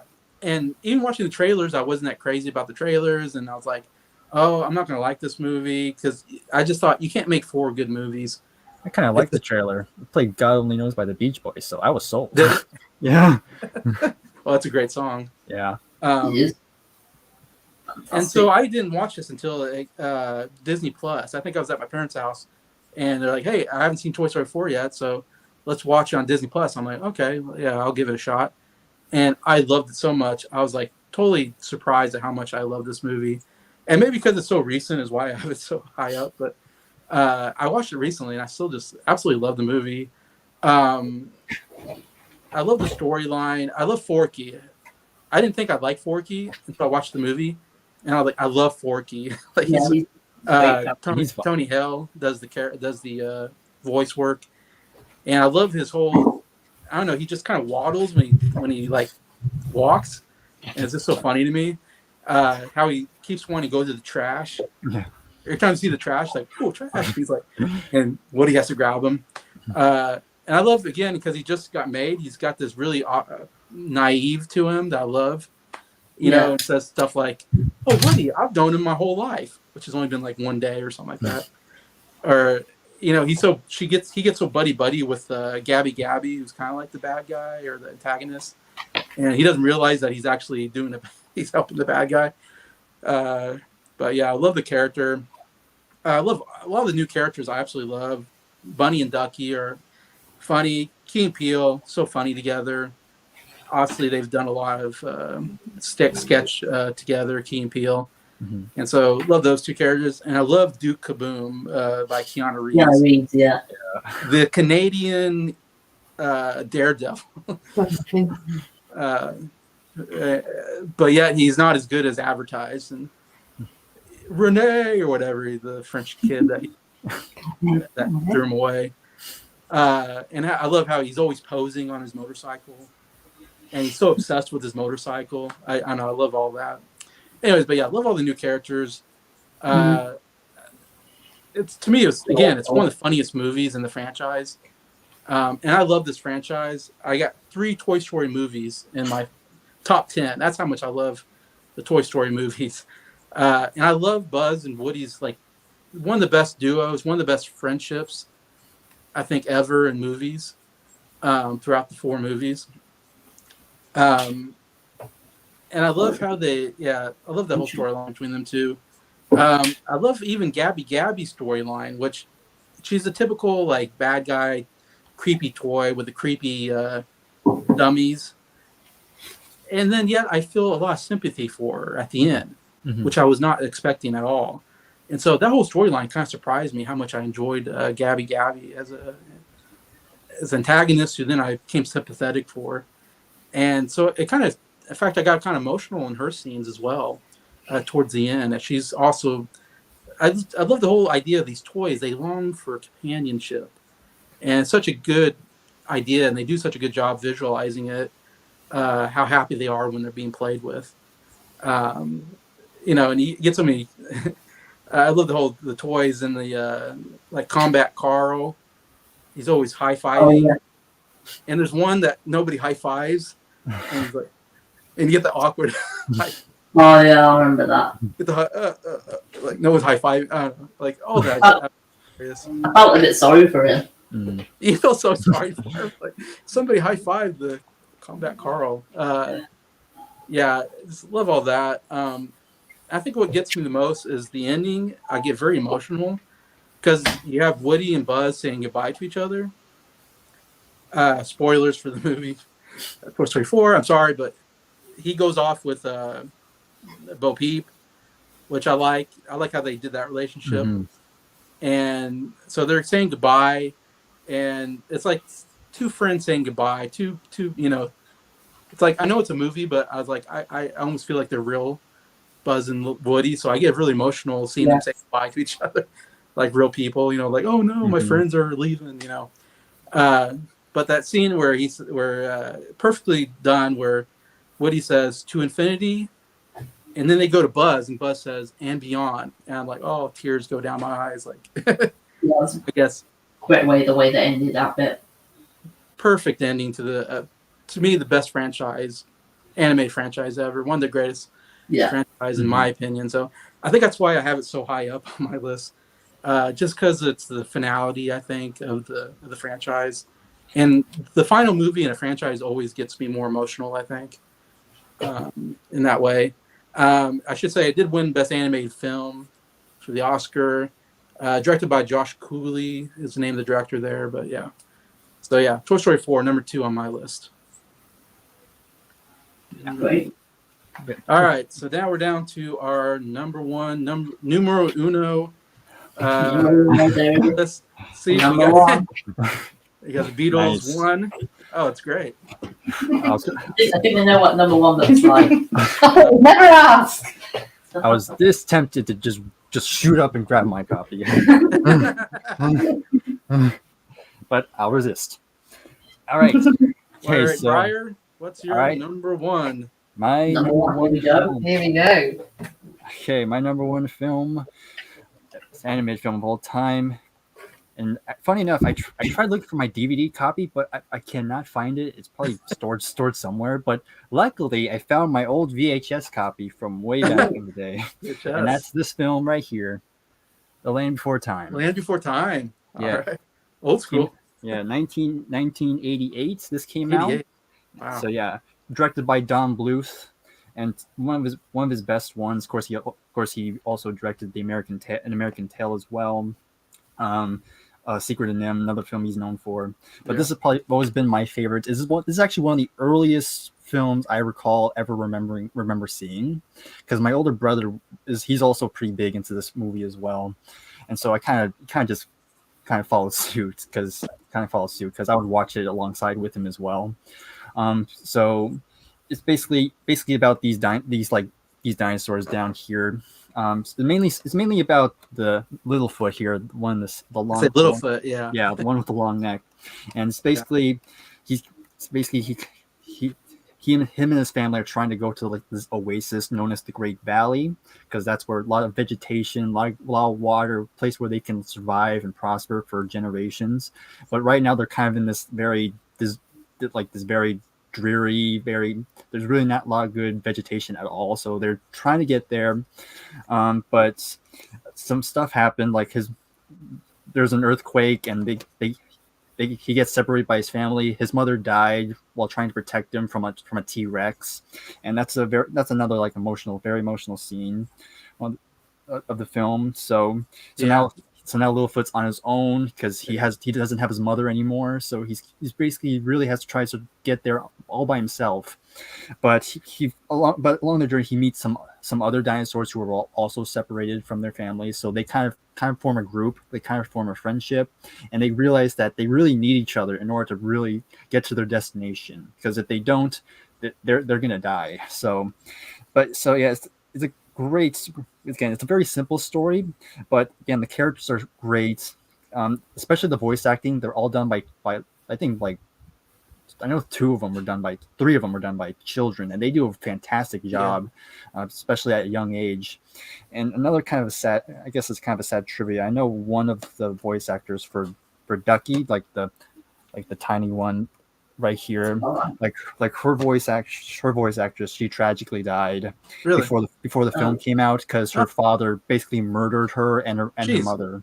Oh, wow. It was just totally a very tragic end. So this came out after, so this is kind of dedicated to her. Wow. And she and her voice, and before her death, she would say that this is probably her favorite role she ever did. So this kind of adds like kind of emotional. It's again great story. It's also produced. The producers were George Lucas and Steven Spielberg. They were behind this project as well. So great stuff. So yeah, fantastic stuff. Is there anything else I wanted to say? But the end credits has this fantastic song sung by Diana Ross, and I still play that song to this day. It's called "If We Hold On Together." That song always brings me back to my childhood. So yeah, my number one film, Land Before Time. I can't believe I've never seen it. Another film I recommend. Worth revisiting too. I need to find a way of watching that one. I'd say I wasn't expecting that, Bryer. I know.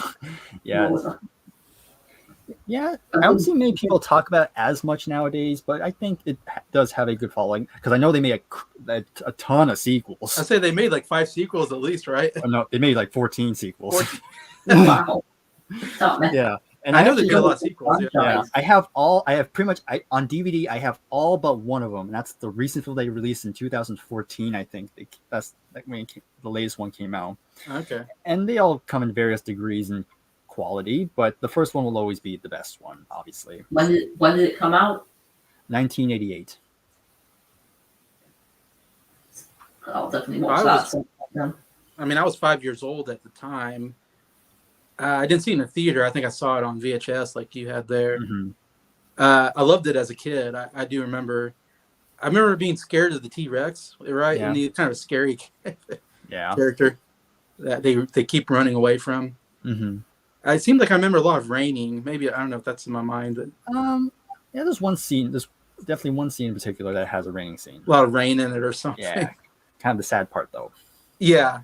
So I don't remember a lot except for I remember liking it. I haven't seen it since I was a kid though, so I can't say much about it now. But man, interesting take there. 1988.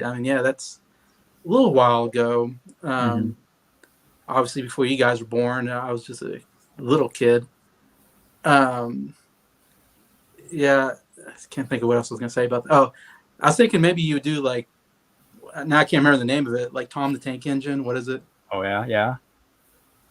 I thought that might be your number one or something. They didn't have that many. They didn't really have that many films.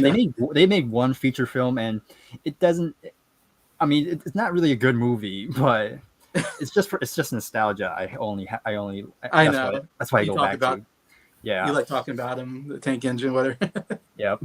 But yeah, and it's not technically animated. It's just like, especially or well, nowadays it is animated, but back in the day they used like live action models. So that's Okay. the Thomas I usually go to. Thomas the Tank. That's it. Thomas the Tank. Yeah. Mhm. Anyways, okay. So, all right. That's a good one. Let's see.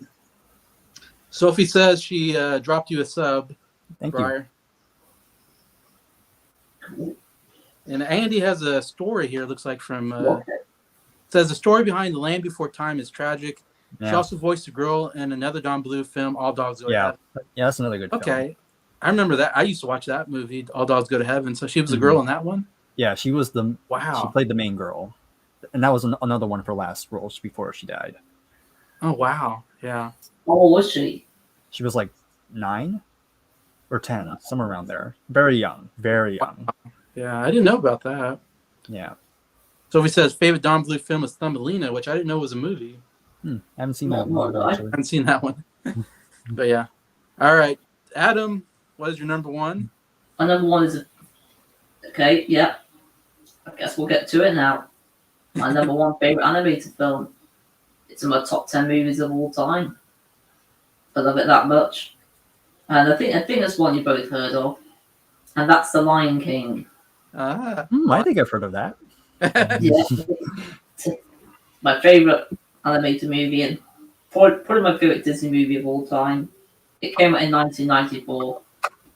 It's an absolutely amazing movie from start to finish. The animation, I think it's the best 2D animated film I've ever seen. Yeah, the music. Yeah, there it is. And the Soundtrack music's phenomenal in the film. And Elton John does a lot of the compositions here. And that's why I put Elton John albums behind me. Oh, okay. I was hinted at it the whole time. Nice. That all makes sense now. Yeah, the answer is right behind me the whole time, yeah. The answer was there. Yeah, but I just absolutely love the movie. I'm trying to think what else really to say about it. The characters are just fantastic here, especially with Timon and Pumbaa. I mean, they're just scene stealers. They're really, really funny. I love Simba's, although Simba's dad's not in it very much in the film, I still think he's a really, really amazing character. And I love pretty much all the characters in this film. And I think Scar's an amazing Disney villain. Yeah. And I love his song with Be Prepared. Yeah. Yeah. That's one of my favourite songs from the film. Yeah. And there are definitely a lot of really, really sad moments in this movie. Yeah. And some of it I'm surprised they can get away with for an animated film. But I just love every single moment in this movie. There's not one problem I've got with it. And for all those reasons, that's why it's not only my favourite animated movie, but one of my favourite films of all time. Yeah. I never get tired of it. And I've seen it pretty much all my life. Yeah. Yeah. Mhm. Can't argue with that one. I mean, it's like it's like considered one of, if not Disney's best films, many people consider. That's why it's my favourite era of Disney films, mainly because of this film. It was funny, kind of a funny story behind that movie. Many people thought that movie was not going to do well. Yeah. They were hyping up Pocahontas a lot, but because they thought Yeah. that was going to be the big hit, but no, Lion King became the big hit. Huge hit, yeah. Well, they thought Lion King was going to be more garnered towards little boys, while Pocahontas was going to hit the girl market. And they thought the princess stories were going to make more money because little girls love to see the princess stories. Yeah. So I think that's why they were, like, oh, Lion King, it's not going to really, it's just, almost like a throwaway film. I mean, they did a great job on it, of course. Yeah. But I feel like they, almost thought like, oh, this isn't the moneymaker. Yeah, some of the other ones like Beauty and the Beast, I guess, or maybe that came after it or before it. I mean, yeah. Very interesting. All right.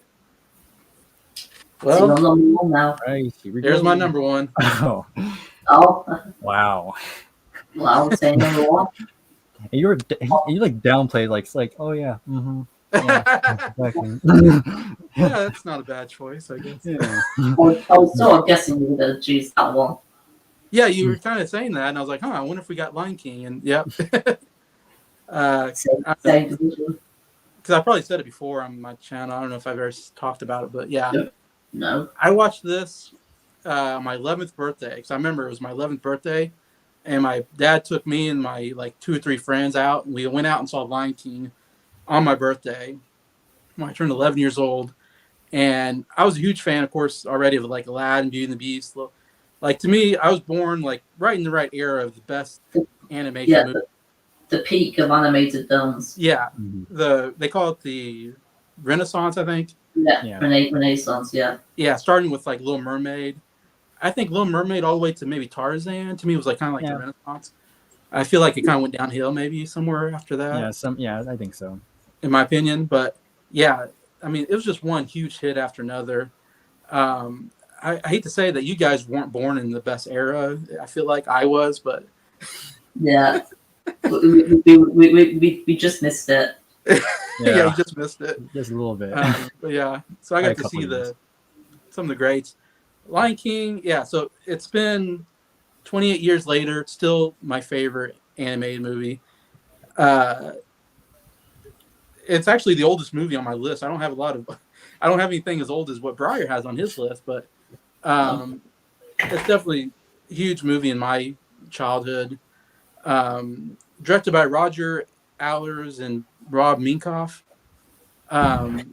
Voiced by Matthew Broderick, Jeremy Irons, James Earl Jones, Nathan Lane, or some of the big names, a lot of other names in there. Won Best Song for Can You Feel the Love Tonight. Also was nominated, I believe, for Circle of Life and Hakuna Matata. So I think I had like 3 nominations out of there. And also won Best Score by Hans Zimmer, which in my opinion is one of my favorite Hans Zimmer scores. Yeah. Of all time, yeah. And Hans Zimmer is like one of the greats, I think, of movie musical scores. And the thing I noticed the most when I rewatched this recently was how much I love the music. I love because he uses a lot of African sounds, I think, in the music, which is brilliant. I think it works so well. And it has kind of this African choir sound that works really well because they're in Africa. So I thought that was brilliant. I mean, I think Elton John wanted to use his voice, but I think if I remember right, he was kind of surprised when he saw the movie and it wasn't his voice. It was, but I think it was a good choice picking these more African sounding vocals. I think worked well. Every single song is amazing in the movie. Every song is great. Like I can't think of a bad song in this whole thing. No. Like you said, even Scar's "Be Prepared" song is really great. Yeah. But you got the Circle of Life. I think that whole beginning is. I can't think of a better beginning to a movie. I don't think there is one. The sun coming so up. Iconic. Yeah, so iconic. I love. I can't sing it, but I always try. It goes. Yeah. I don't know what he's singing, but I love. I've never looked at the lyrics for that one. Yeah. I love it. I don't know. I can't say. I know I'm butchering it, but I always try to sing along with it. But I'll just love the like such an amazing beginning. And then Circle of Life is a great song. And I love all the animals all traveling to the Pride Rock. I love the bird. I think I have that. Is that We got all the Pumbaa? props, yeah. Simba and We all. got you have this town. Very cool. But great animation when it follows the bird flying to Pride Rock and how it ends with and another great image. When I got my sister had my niece when she was a baby, like I had to hold the baby up like Simba.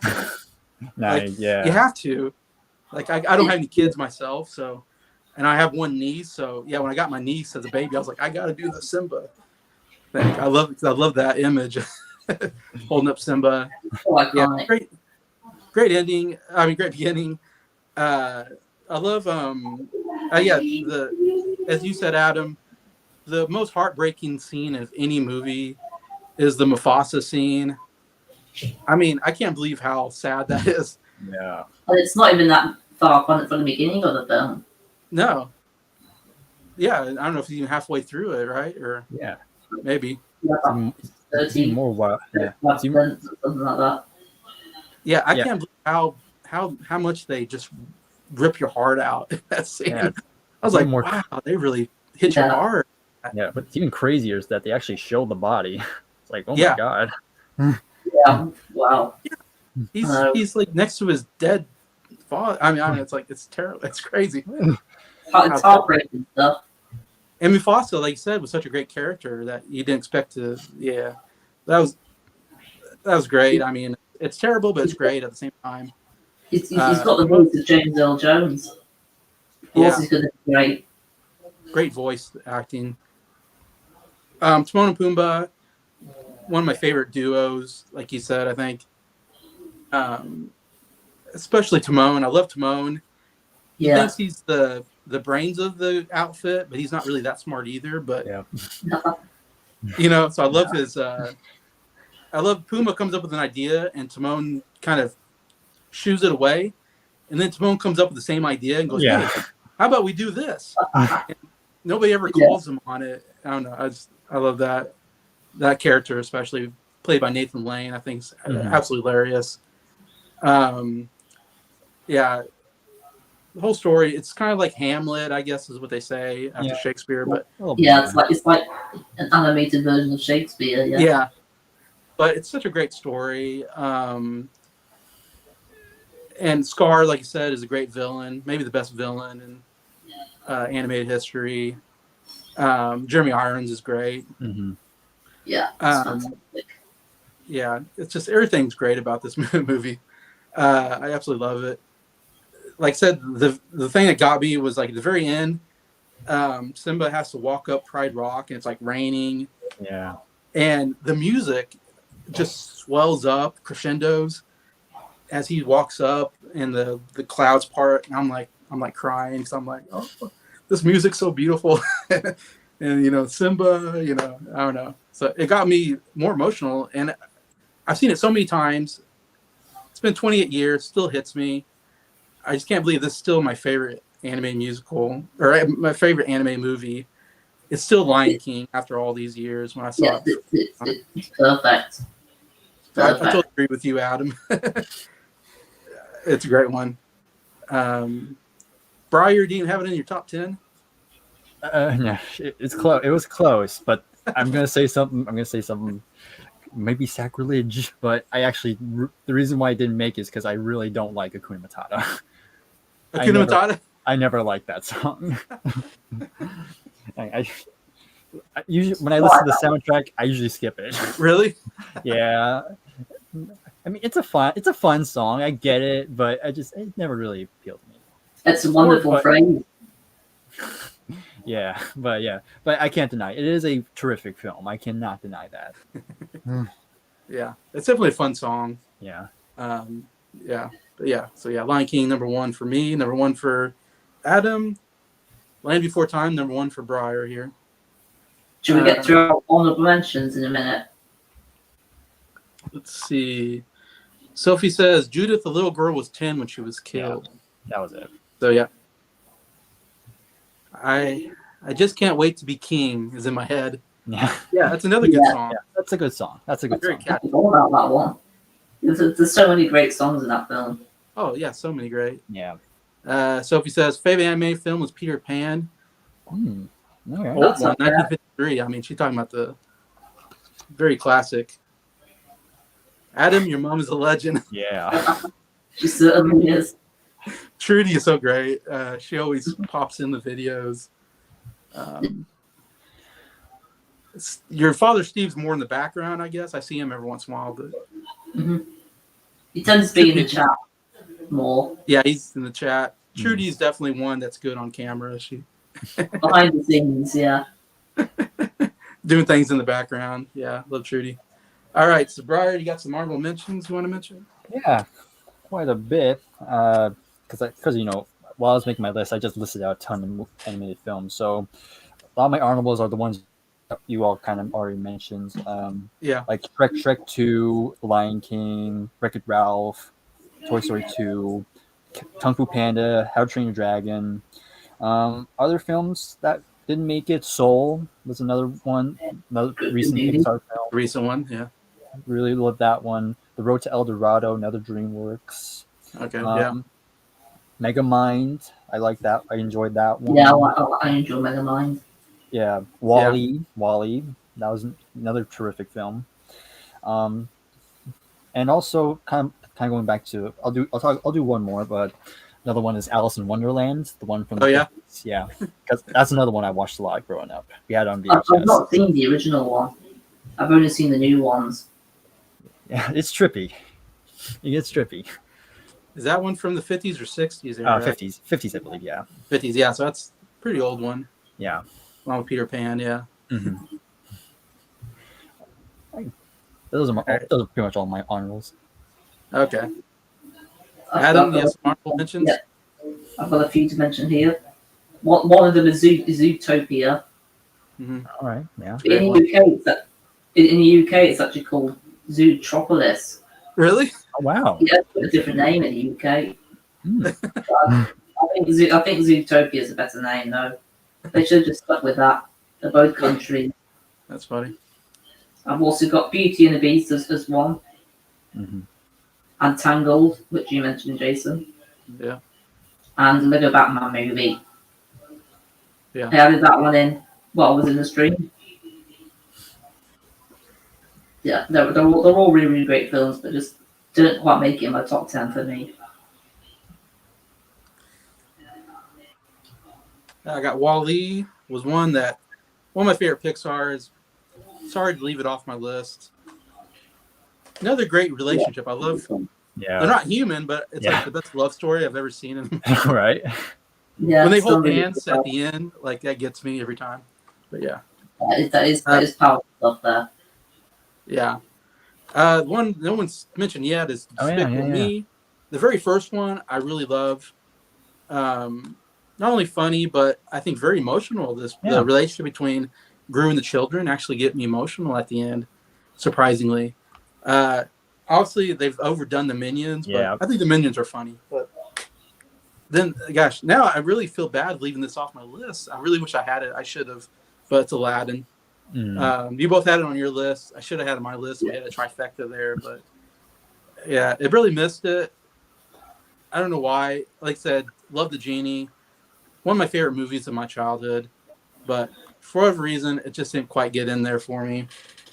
But I totally agree. It's a great movie. That. So, do any of you have a worst favorite animated movie? Brian, you said you had one. I had one, and I actually watched it today. Because literally before I got here, like me and my brother were watching this film because we knew about it because we watched reviews of it, and it's actually free on YouTube. You can actually go on YouTube right now to actually see the whole thing.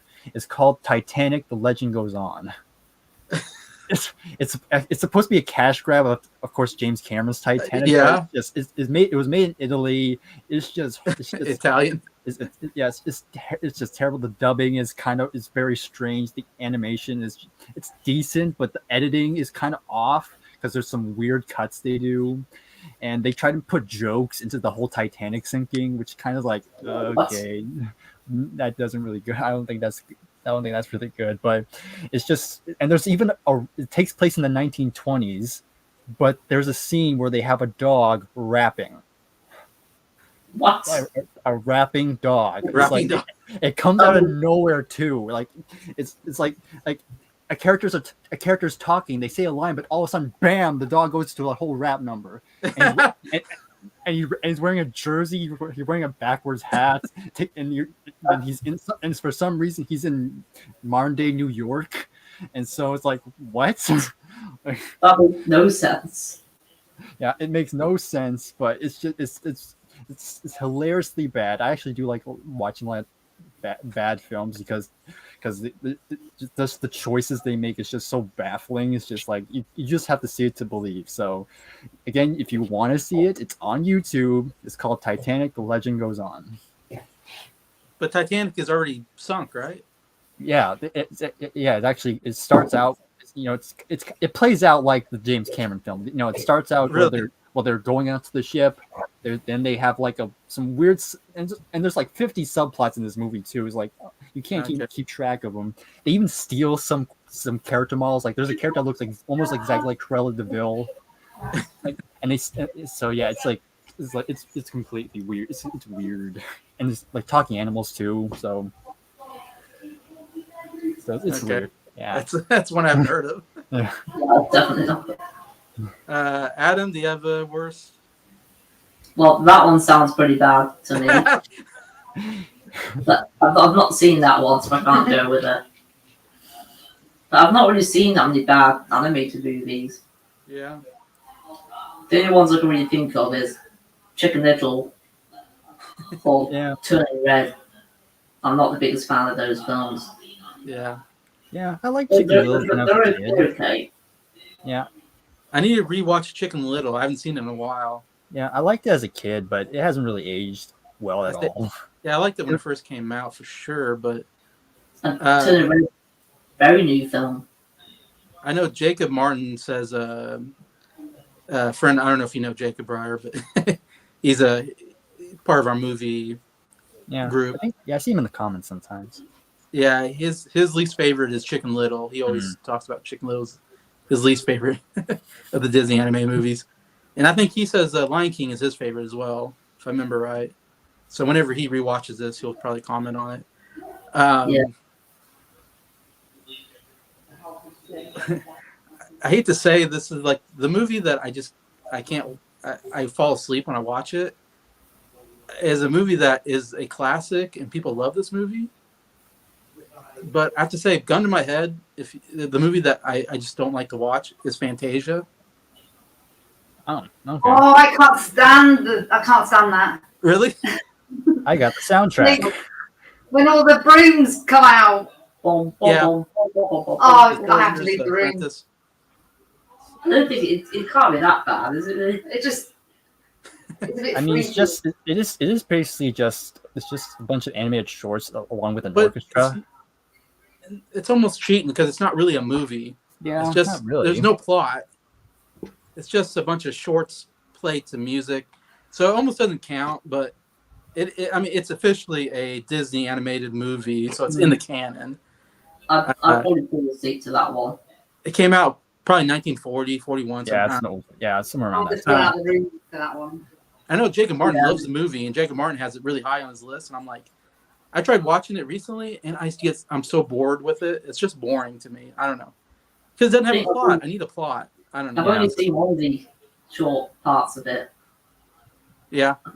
Yeah, I've not seen the whole movie. The only other movie I thought about was Turning Red. I really don't like Turning Red. Yeah, not a fan of that one. As far as a narrative film, it's my least favorite Pixar. And it only recently came out. It just came out this last year. Yeah. I don't like it personally. I don't know. Yeah, I didn't mind it that much. It's okay. It was decent. Yeah. I'm just not. I don't think we're in the demographic though. It might be. Well, it's about a teenage girl, and I guess I just don't like teenage girl movies. I don't know. I'm not into Twilight or anything like that. I don't know. Me neither. Sophie says she likes Sing. I like Sing. But I prefer Sing 2. Oh, Sing 2. Wow. Have you seen the second one? It's very good. Yeah, it's on Netflix. I need to watch it. It's like a whole show. You gave it a 10, didn't you? 10 out of 10 for me. Okay. Sing 2. There's a good Elton John song in the first one. Mm-hmm. I remember that. I'm still standing, by the guy I think who played Elton John in the movie, right? Yeah. Okay. Uh-huh. He played that gorilla in Sing. Yeah, the gorilla. Andy says my favorite anime movie is Batman: Mask of the Phantasm. I don't know that. I've heard a lot of great things about it, though. I've heard of it, but don't know it. Sophie likes Turning Red. Sorry, Sophie. Yeah, I'm sorry about that. And she likes Sing 2, so I need to catch that I one. really like Sing 2. Anyway, so I know we've gone on 2 hours and 23 minutes. Great stream. So many movies to talk about. Yeah. I could talk for longer if I wanted to, but it was really great having you on for the first time, Bryer. Yeah. Yeah, it was great to see you. Very, very happy to get someone new on here. Always like talking to people. Yeah, this was definitely a lot of fun. I had a great time. All right. Okay. Is there anything you want to coming up on your channel you want to talk about, or? Well, nothing too major. Again, trying to get to 300, but just have some. I do have some videos in the works. I'm not gonna get too detailed, but I haven't really gotten to them because we're in the middle of a heat wave right now. So it's been very tough. You're in California. Yeah, and we just And are there fires going around there? Yeah, not where I live, thankfully, but there's some places in California where there's a lot of wildfires going on. Oh man! But actually, right now there's a hurricane. But it's kind of more towards the coast of Mexico. But we're kind of getting the repercussions of it. So it's going to be raining today, but it's still going to be pretty humid. Okay. So still kind of warm. I have a fan going in the background, so I'm surviving. Okay. Stay in and do YouTube. Yeah. I hope everything goes well with that then, Bryer. Yeah. Luckily, it'll cool down next week. Yeah, I knew you're in California, so I bet it's pretty hot out there. Yeah, it's actually been record numbers this year. Okay. Yeah.